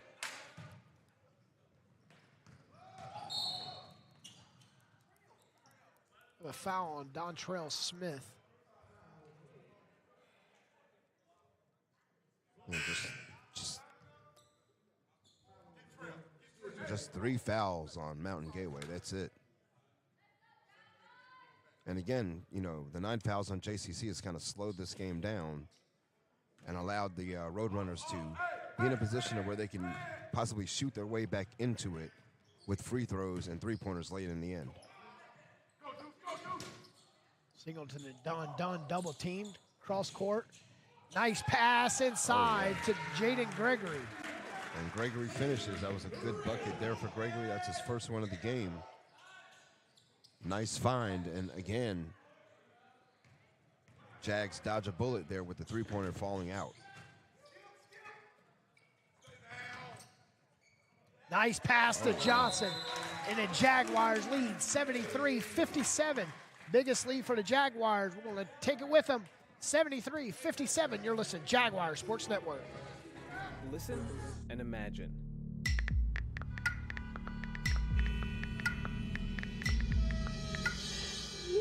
It takes 5 seconds to send a text, and for those 5 seconds, you're driving blind. Life is worth more than a text. Stay alive. Don't text and drive. Visit StopTextStopWrecks.org, a message brought to you by the National Highway Traffic Safety Administration, Project Yellow Light, Noise, and the Ad Council.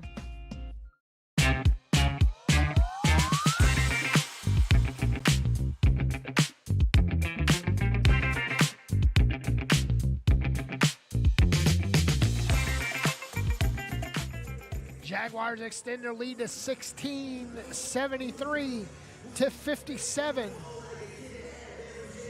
over the beep beep of Mountain Gateway Community College Roadrunners. PD Nor's Craig Green bringing you coverage on the Jaguar Sports Network. Craig, the Roadrunners have hit a streak, and I believe they've hit that trap that the Jaguars set for them. Yeah, remember they did hold a lead early on here in the second half, but ever since then, again, the Jaguars have just been able to hold it down, and they played a little bit better here in the second half. Again, it still feels like a little empty feeling where they've left something out on the floor. But again, they've out-executed the Jaguars here, and I think Coach Creasy has done a good job mixing and matching his players to put the best lineup on the floor possible to counteract what Mountain Gateway's been trying to do. 73-57. 8:52 left.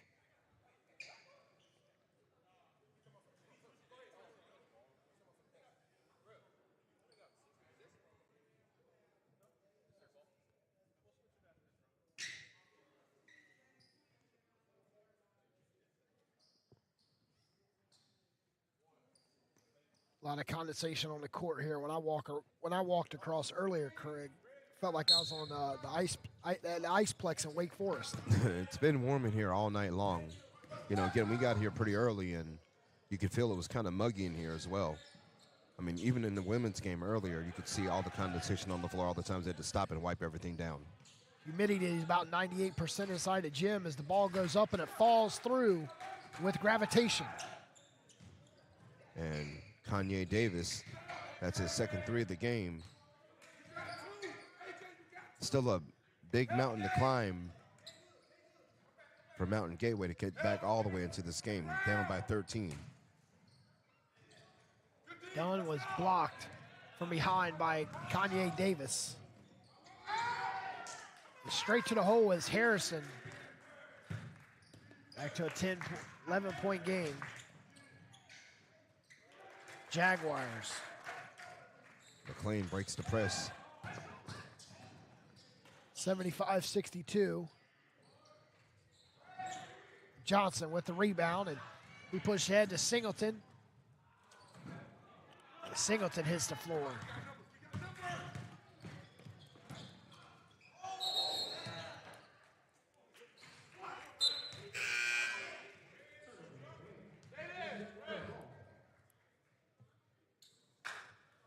Q Anderson's going to check back into the game.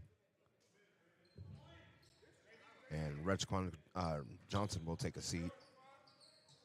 It's Michael Linton.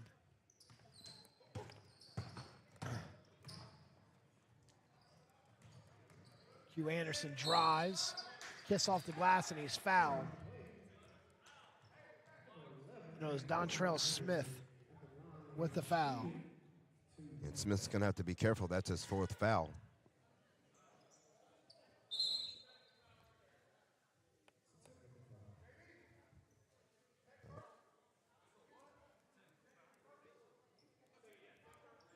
Oh, now a technical foul has been called on Anthony Harrison. And again, PD, that counts as a personal, so that's 4 on Harrison.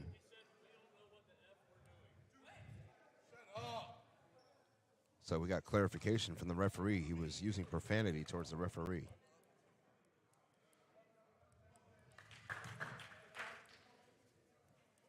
(76-62). Made free throw, make it 77. Correction, makes it 76.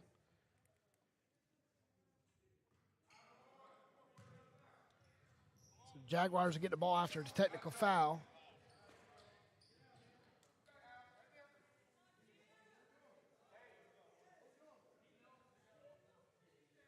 Q Anderson shooting the free throws. So Jim gets very quiet here, Craig. Hear the mouse run across. Q Anderson misses his first free throw tonight. It's part of the home field advantage here by the Jags fan, just keeping it kind of down, letting Q Anderson concentrate. Almost like a golfer trying to putt on the 18th hole, trying to win the Masters. 77-62.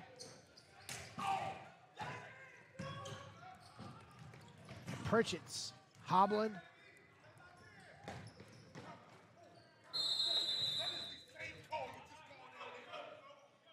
(77-64), 7:09 left. We're going to take a timeout with them.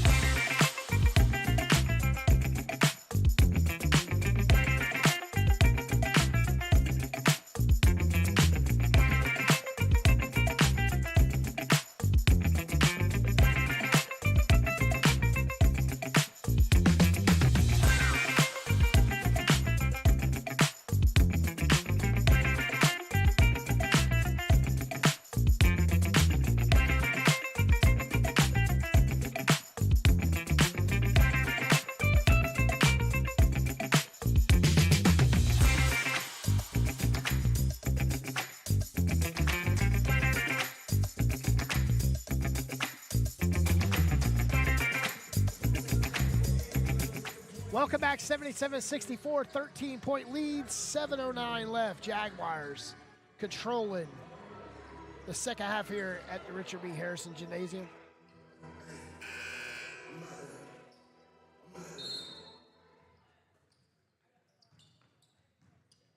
Mountain Gateway on defense, trailing. And Cam Bird guilty of being a little too physical in that full court press. Got a blocking foul on Cam Bird. That's the 5th foul this half.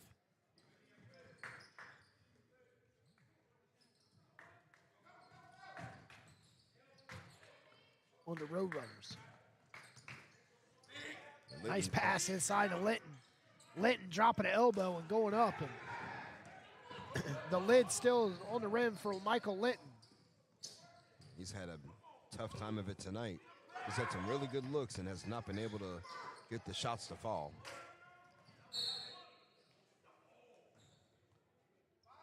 And the same can be said for Cam Bird, who's had a rough go of it as well.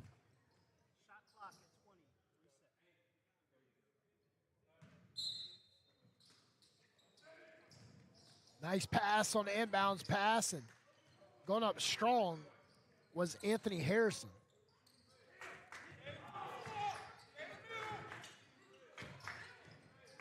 $11-point lead. This game's not over. The road runners are hanging around. And there's a turnover.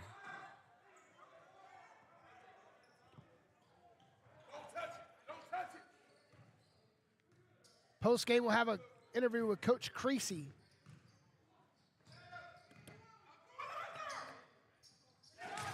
Three by Kanye Davis. Just within 8, 77-69. We're going to take it with them.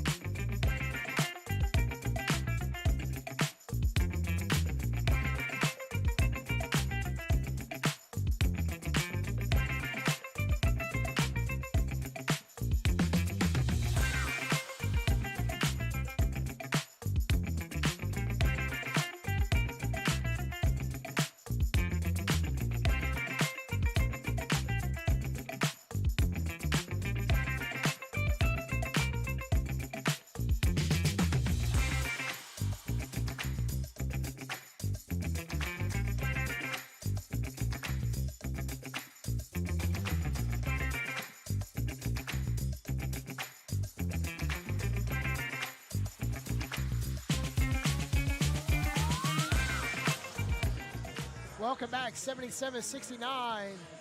The three by Kanye Davis gets the Roadrunners within striking distance.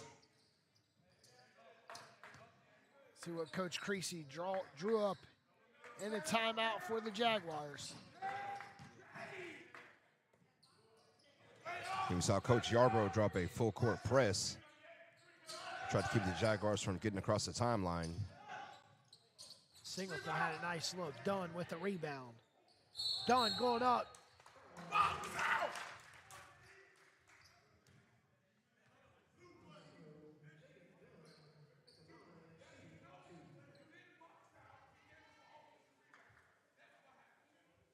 And you can hear Coach Yarbrough telling Kanye Davis, got to box out.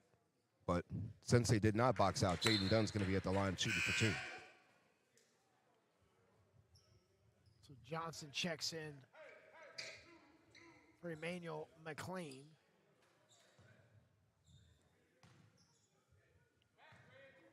Johnston's got 10 points here in the second half. Only had 2 in the first half with 5 rebounds. Dunn making both free throws. Sends the lead back to 10, Jaguars way. 5:42 left.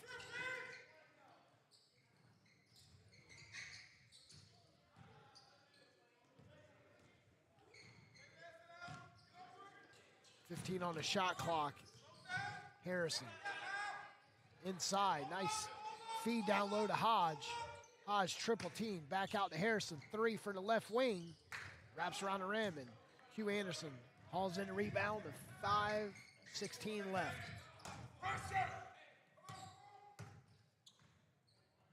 Jack has done a very nice job of closing out on the perimeter shooters and not allowing the Roadrunners to have any real space taking their long-range shots. And a nice call there. Referee saw Singleton get the position down low. Should be an offensive foul, but it was not called that way, as Harrison's going to the line for 2.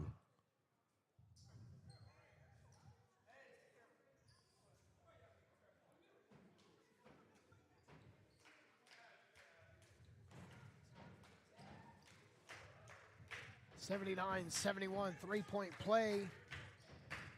It's good for Harrison.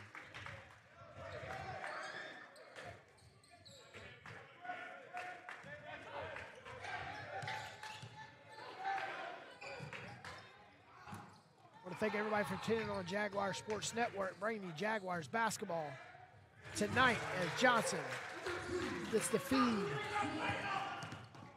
81-72. Johnston sliding inside Was able to find some space. No one down low to guard him, was able to finish.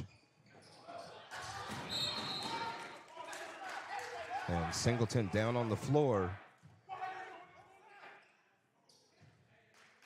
Playing good defense, but this time still staying with the Roadrunners on the out of bounds. 18 on the shot clock, 4:30 on the game clock. Yeah, Singleton playing good on both ends of the goal is with the last assist to Johnston and, fighting for the ball and stabbing it out of bounds. 81-72. Rice to the corner. And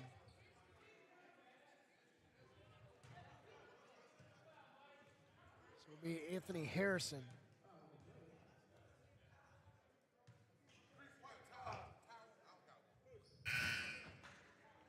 So Linton will be tagged with that foul, and once again, Harrison going to the line. This game far from over, Petey. Still 4.5 to go.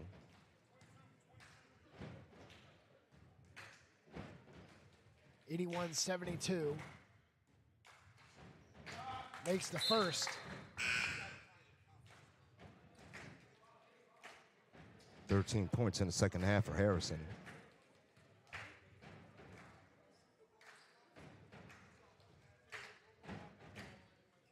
Makes both free throws. Make it 14. Roadrunners still full court pressing.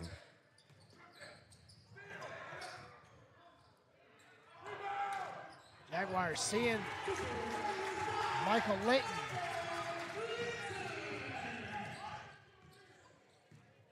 (83-74).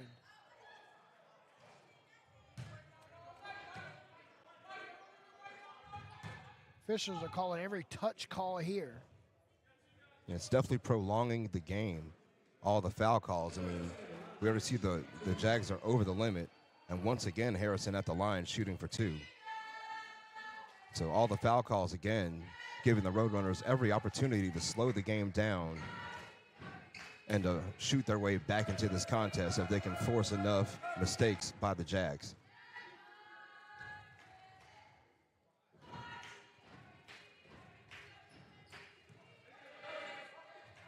Making both free throws, 83-76. 3:55 left. Jaguars fighting. Hugh Anderson coming out.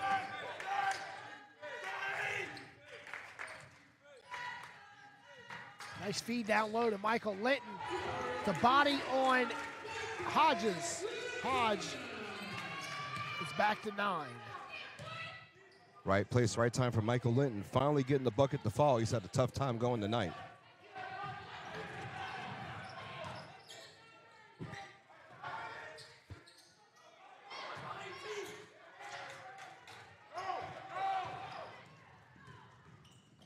Rice. Jaguars get the rebound. Anderson travels. Slipping on the humidity on the floor. 17 turnovers for the Jags.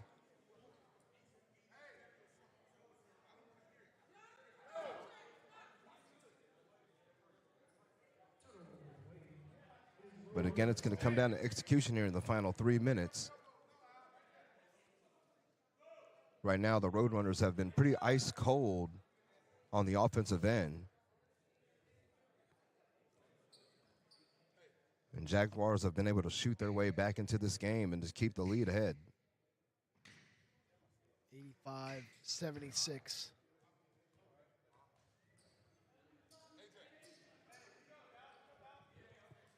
The ball will slowly roll up the court. Singleton with the rebound. Pushed ahead to Linton. Linton's layup's good. Linton, after being cold in the first half, has made his last 3 in a row.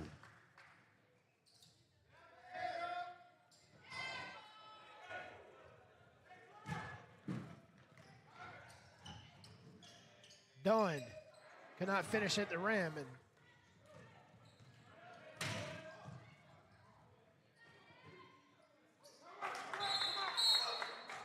now 3-pointer falls, and then the timeout's called.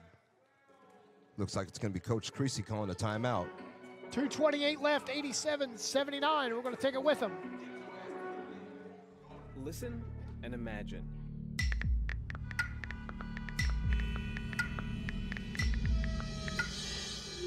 It takes 5 seconds to send a text, and for those 5 seconds, you're driving blind. Life is worth more than a text. Stay alive. Don't text and drive.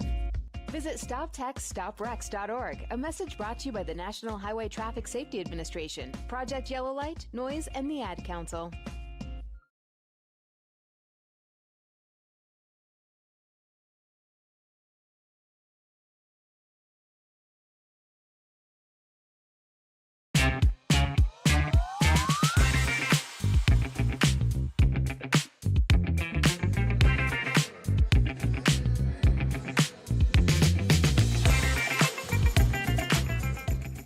.48 ticks until the game is over. Jaguars lead 87-79. Craig, it's far from over, but I hear a hum in the distance.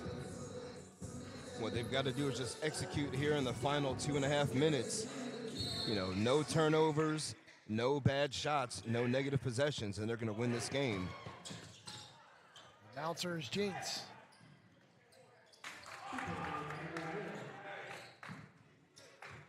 Kanye Davis, once again, that's 11 points in the second half for Davis on the last 10 minutes. 6-point game. Here the bench. The Mount Gateway, the Roadrunners. 10 on the shot clock. Back out long 3 by Singleton. Rush that Kanye one. ahead. And wonder if Singleton thought he had less time on the shot clock than he did, which is why he may have rushed that one, because that was from way downtown. Still had time to make a better decision with the basketball.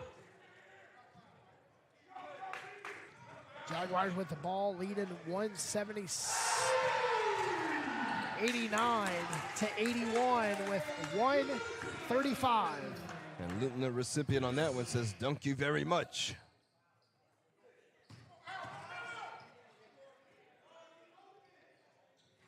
Wide open in the corner, misses the 3. Pritchett with a steal, and he's back. One turnover on one side and one turnover on the other side.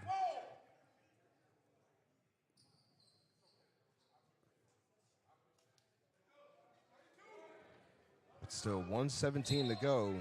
It's a long time left on this clock.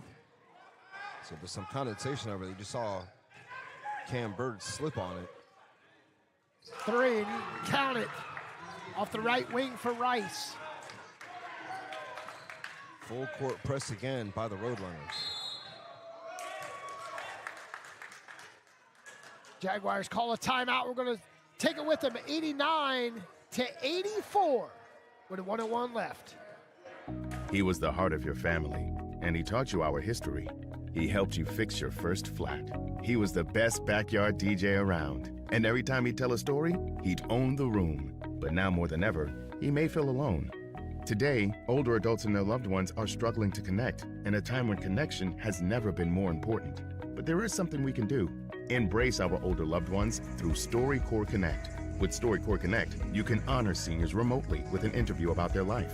Every interview will be archived at the Library of Congress, becoming part of American history, so that years from now, future generations can listen in. All right, Grandpa, what's one piece of advice you have for me? 89-84 with 61 ticks left, Craig.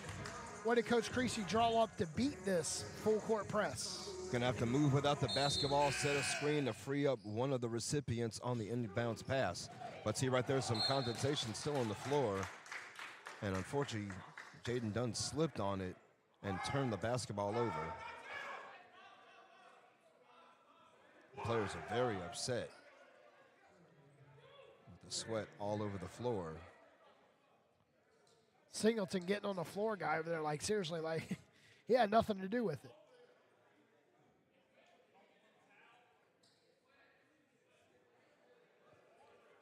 referees are calling for some more assistance with cleaning up the wetness on the floor. I think some of it also has to do with the fact that it was raining earlier too. Folks come in and out of the building from that side of the floor.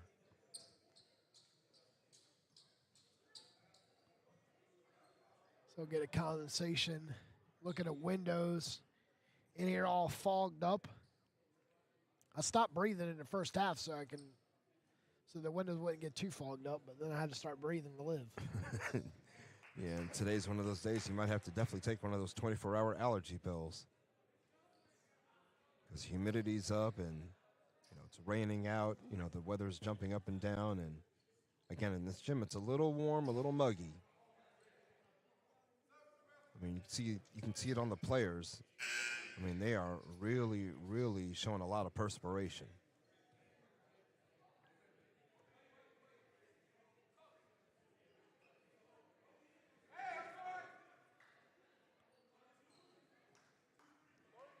Mike is working hard over there on his knees, wiping up the moisture. 89-84, 5-point game, 59.8.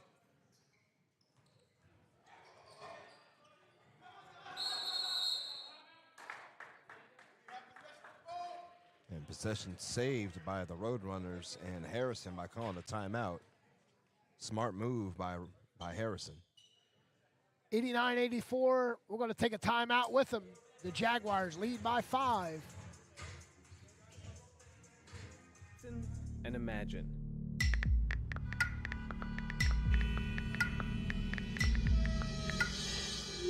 It takes 5 seconds to send a text, and for those 5 seconds, you're driving blind. Life is worth more than a text. Stay alive. Don't text and drive. Visit StopTextStopWrecks.org, a message brought to you by the National Highway Traffic Safety Administration, Project Yellow Light, Noise, and the Ad Council.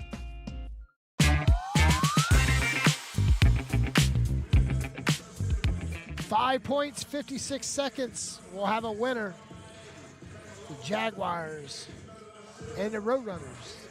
Beep, beep. Roadrunners inbounding the ball.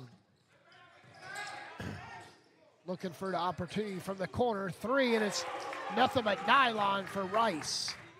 2-point game. They did a good job trying to pass the ball around the perimeter and waiting to find the open shooter, and they finally found it, and it was Rice all alone.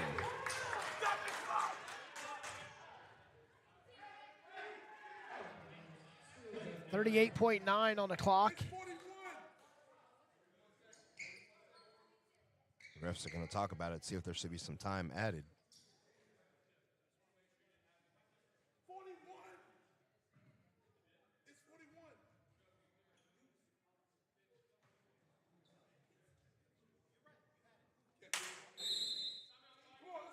Got a timeout. JCC, we're going to stay right here, 89-87. Craig, what does Coach Creasy and his assistant coaches draw up here? You know, there's 20 seconds separate the game clock and the shot clock. Mountain Gateway's going to get the ball back. Does Mountain Gateway come out and foul JCC? So they won't shoot a 3, or JCC just take the last shot at the last time? Well, I think what needs to happen here, if you're Mountain Gateway, is you want to put your best players in the best position to do what they do best. And if you're Coach Creasy in this situation, you want to do everything you can to not put guys like Rice and Pritchett in a position to score the basketball. So, again, 41.0 left on the clock. They added 2.1 from the 38.9. And on this play here, I think what you can draw up is Linton maybe going high to the rim, maybe an alley-oop pass, because he's got the definite size advantage over Cam Bird underneath the basket. 41 seconds left. Singleton. They went to Linton, and he couldn't handle it. Mountain Gateway with the ball. 8 seconds separate the shot clock and the game clock.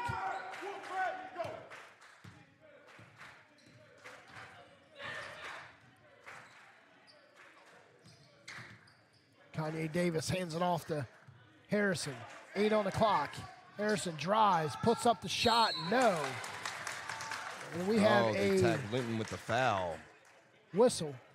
With 12.8, Linton called with the foul, a late whistle.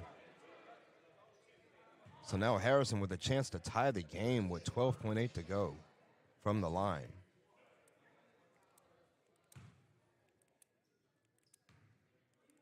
Anthony Harrison. So that last offensive possession for the Jags. Oh, there he goes. The pass to Linton, he couldn't handle it. It looks like somebody got their hand in there and he wasn't able to control the basketball. And it created this opportunity for the Roadrunners. But now, if you're Harrison, do you make the shot or do you purposely try to miss it to get the rebound for your team?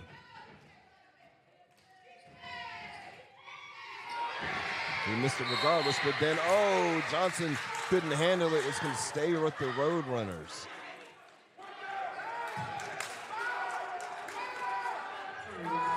So it will be the final shot. Mountain Gateway with the ball with 11.4. They'll inbound it. And it's JCC's ball. Bird turns it over himself.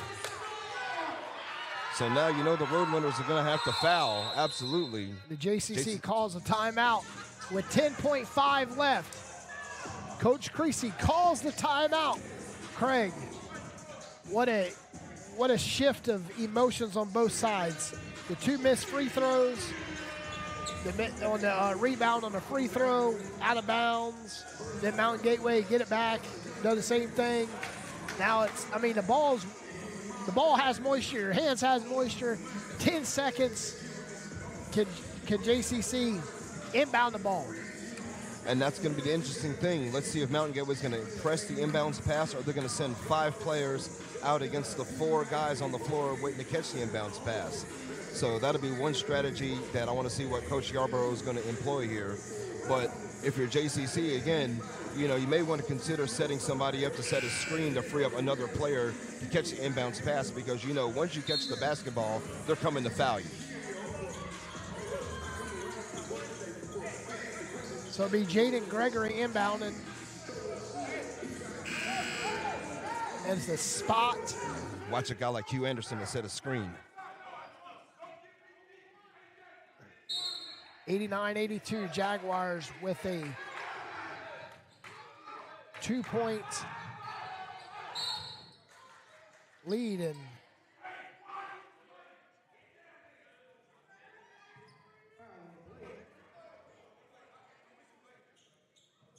so they'll tag a Rice with the foul and Singleton to the line. It's 1-1 now. They're still not in the double bonus. So if he misses, this is a live ball with 8.2.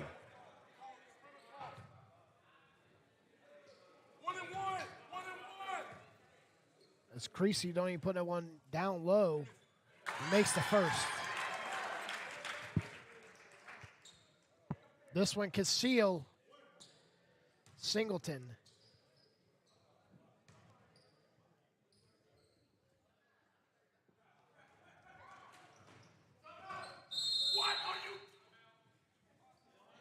And Roadrunners just used their last timeout. They're going to have to inbound the ball now, Petey, with 6.3 on the clock. No one has any timeouts left. It's going to have to be a three-pointer. 90-87. If it's a 3, we go to extra time. If it's a 2 or anything else, sayonara to the Roadrunners. And buenos noches. 6.3 left, Craig. If you're Coach Creasy, do you foul on inbounds? No, I would not want to see a foul on the inbounds here. You just let them try to play it out and see if they can make the shot. Because in this instance, you have the size advantage. You just have to do everything you can to not foul a three-point shooter. That's the one key element of this entire thing. Because, yeah, you can foul someone away from the basket, and they'll take 2 free throws. But, again, if you foul a three-point shooter, you add a whole new piece of a dilemma that you really want no part of in this part of the game. So I would just leave that part alone and just try to just see if the Roadrunners can just tie the game on their own. I don't think the Jags will want to foul here. That's not the smart play in my book. 90-87, 6.3 left. And Cam Bird brings it in. Oh, and good defense by Dunn. Force a turnover. It's going to be Jags' ball, so now you know the Roadrunners are fouling with 4.9 on the inbounds. It's turnover number 13 for the Roadrunners.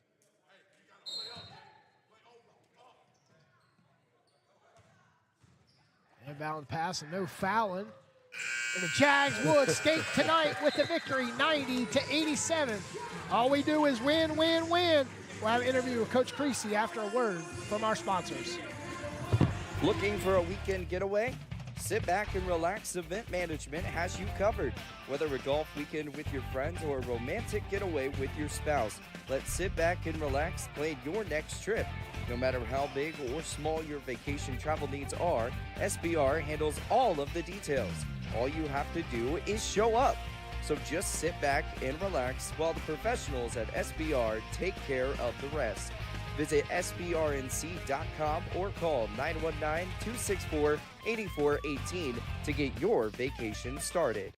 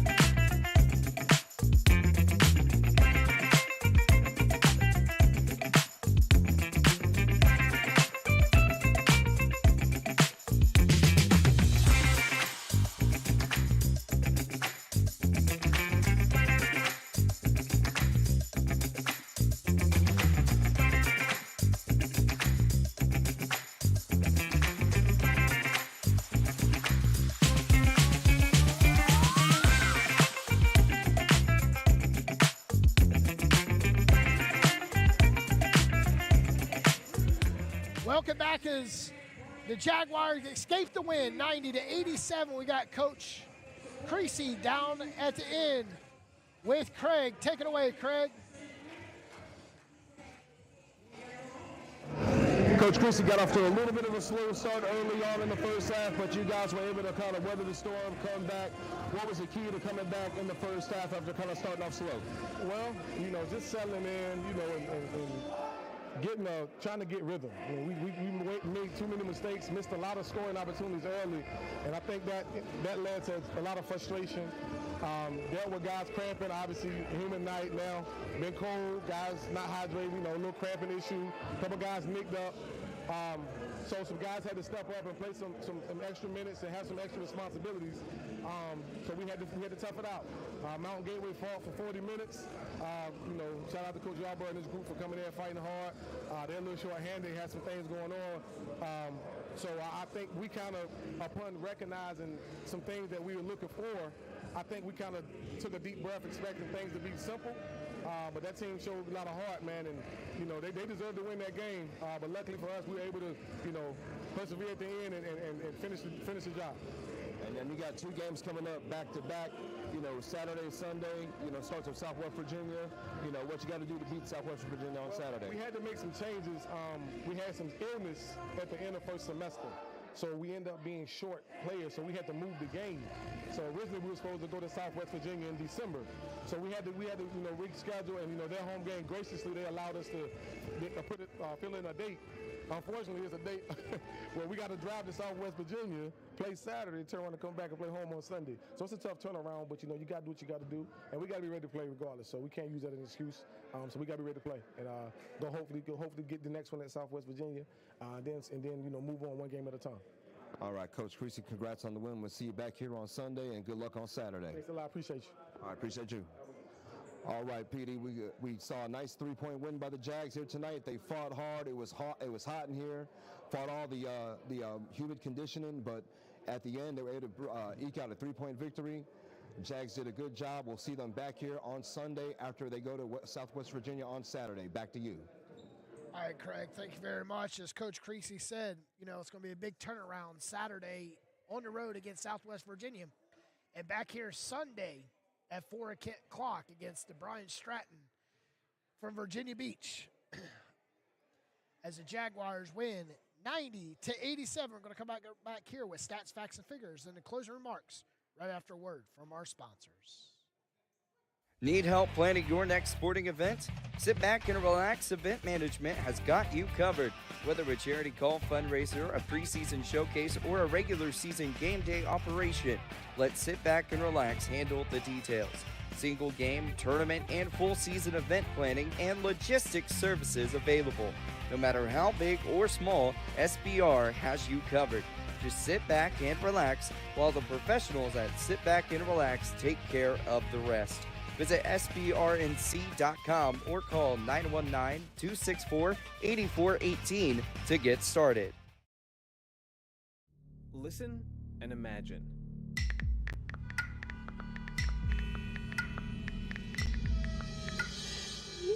It takes 5 seconds to send a text, and for those 5 seconds, you're driving blind. Life is worth more than a text.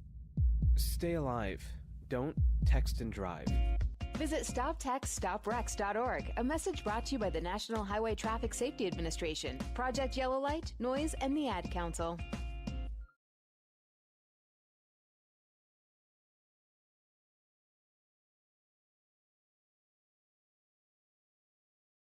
He was the heart of your family, and he taught you our history. He helped you fix your first flat. He was the best backyard DJ around, and every time he'd tell a story, he'd own the room. But now more than ever, he may feel alone. Today, older adults and their loved ones are struggling to connect, in a time when connection has never been more important. But there is something we can do.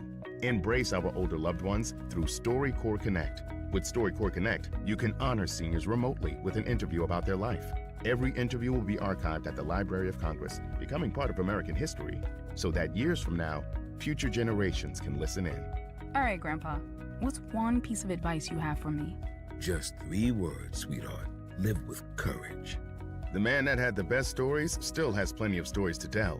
So connect virtually and share the conversation of a lifetime at StoryCorpsConnect.org/AARP. Connect, Hey, hon, honor, what you do- share. StoryCorps Connect. A message from AARP, StoryCorps, and the Ad Council. Doing with your phone? Taking pictures? No, I'm asking it questions. Like what? Hey, Bobo, do flowers have best friends? I'm sorry. I'm afraid I don't know that. Hey, follow me. I want to show you something. Look, flowers do have best friends. Whoa. Some answers can only be found in nature. Discover the unsearchable. Visit discovertheforest.org to find a trail near you. Brought to you by the United States Forest Service and the Ad Council. Looking for a weekend getaway? Sit back and relax. Event Management has you covered. Whether a golf weekend with your friends or a romantic getaway with your spouse, let's sit back and relax, plan your next trip. No matter how big or small your vacation travel needs are, SBR handles all of the details. All you have to do is show up. So just sit back and relax while the professionals at SBR take care of the rest. Visit SBRNC.com or call 919-264-8418 to get your vacation started. Hey, hon, what you doing with your phone? Taking pictures? No, I'm asking it questions. Like what? Hey, Bobo, do flowers have best friends? I'm sorry. I'm afraid I don't know that. Hey, follow me. I want to show you something. Look, flowers do have best friends. Whoa. Some answers can only be found in nature. Discover the unsearchable. Visit discovertheforest.org to find a trail near you. Brought to you by the United States Forest Service and the Ad Council. 1 in 3 adults in America have prediabetes, but most don't know it. To let people know it can be reversed before it becomes type 2 diabetes, professional basketball player Julius Randle is doing everything in reverse. I'm only dunking with reverse windmills. I drove the whole way to practice in reverse. I don't recommend it. This move's called the reverse shuffle. I do recommend it. And it took me months to learn how to speak in reverse, like this. Years 10 almost for diabetes type 2 with living Ben has mama. In other words, my mom has been living with type 2 diabetes for almost 10 years. So together, we want to say to the 84 million Americans at risk, exercise and healthy eating can help reverse prediabetes. Start by taking a simple 1-minute risk test at doihaveprediabetes.org. Brought to you by the Ad Council and its Prediabetes Awareness Partners. Bet he can't say that in reverse. He was the heart of your family, and he taught you our history. He helped you fix your first flat. He was the best backyard DJ around, and every time he'd tell a story, he'd own the room. But now more than ever, he may feel alone. Today, older adults and their loved ones are struggling to connect, in a time when connection has never been more important. But there is something we can do. Embrace our older loved ones through StoryCorps Connect. With StoryCorps Connect, you can honor seniors remotely with an interview about their life. Every interview will be archived at the Library of Congress, becoming part of American history, so that years from now, future generations can listen in. All right, Grandpa, what's one piece of advice you have for me? Just 3 words, sweetheart. Live with courage. The man that had the best stories still has plenty of stories to tell. So connect virtually and share the conversation of a lifetime at StoryCorpsConnect.org/AARP. Connect, honor, share. StoryCorps Connect. A message from AARP, StoryCorps, and the Ad Council. Looking for a weekend getaway? Sit back and relax. Event Management has you covered. Whether a golf weekend with your friends or a romantic getaway with your spouse, let's sit back and relax, plan your next trip. No matter how big or small your vacation travel needs are, SBR handles all of the details. All you have to do is show up. So just sit back and relax while the professionals at SBR take care of the rest. Visit SBRNC.com or call 919-264-8418 to get your vacation started. Need help planning your next sporting event? Sit back and relax. Event Management has got you covered. Whether a charity golf fundraiser, a preseason showcase, or a regular season game day operation, let Sit Back and Relax handle the details. Single game, tournament, and full season event planning and logistics services available. No matter how big or small, SBR has you covered. Just sit back and relax while the professionals at Sit Back and Relax take care of the rest. Visit SBRNC.com or call 911. Welcome back, ladies and gentlemen. The Jaguars defeat the Roadrunners in fashion tonight, 90-87, and get their first home win of the season. Craig, what a matchup this game was tonight. The Jaguars did everything they could to hold on to the victory. Remember, we saw the Roadrunners take an early lead in the second half, but Coach Creasy was able to, I think, outmaneuver Coach Yarborough here tonight and was able to pull out a 3-point victory and send everybody home happy. Yeah, Craig, taking a look inside the box, the Roadrunners shot 38%. Losing by 3, shooting 38% to the Jaguars, who shot 49%. That says a lot. But 3-pointers, Jaguars shot 38%. Roadrunners shot 23%. The Jaguars out-rebounded the Roadrunners 48-36. Turnovers, Jaguars led the way, had the most turnovers, 21. They only forced 13 of the Roadrunners. Biggest lead for the Jaguars, 16. Roadrunners' biggest lead was 9. Jaguars led by 16 as we were sitting at 58-42. But, Craig, what a tale of two halves and a few runs here and there. Our first tie was at 16. Our second tie was at 18. Then at halftime, it was 29-26. Jaguars come out, in the first half, they shot 27%. It's back and forth basketball here, and the Jaguars defeat the Roadrunners 90-87. And a good way to send everybody home with that one. And, of course, you mentioned the slow start. The Roadrunners came out hot early on. And, again, we talked about the energy that they would generate from their coach, William Yarborough, the fact that he was up and down all over the court. I don't think I saw him sit down one time this entire game.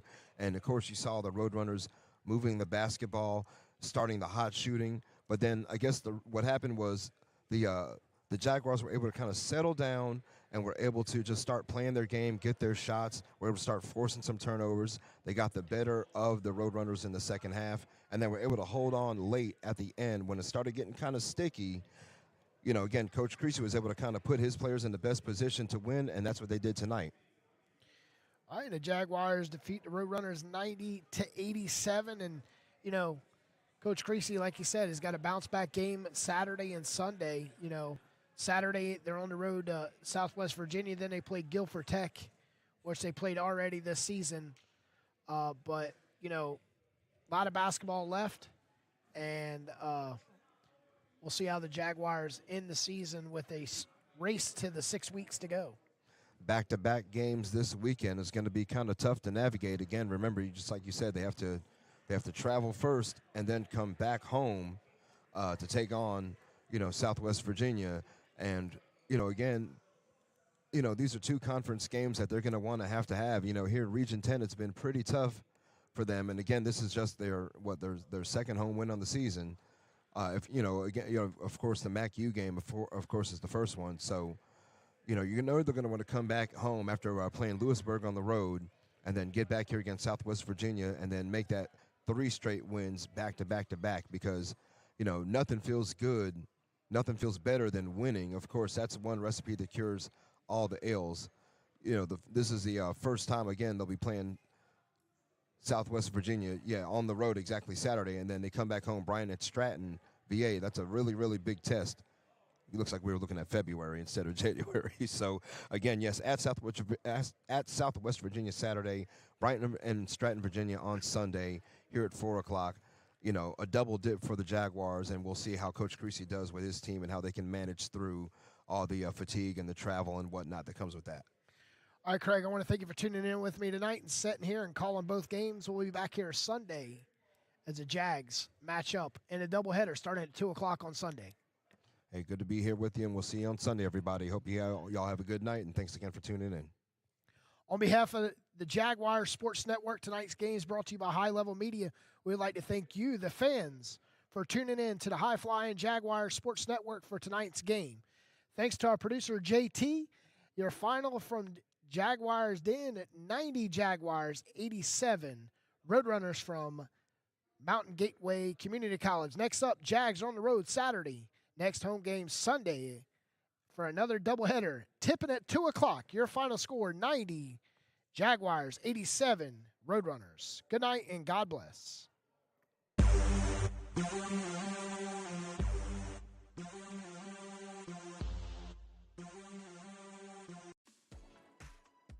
This copyright telecast may not be reproduced, transmitted, or used in any form without the authorized written consent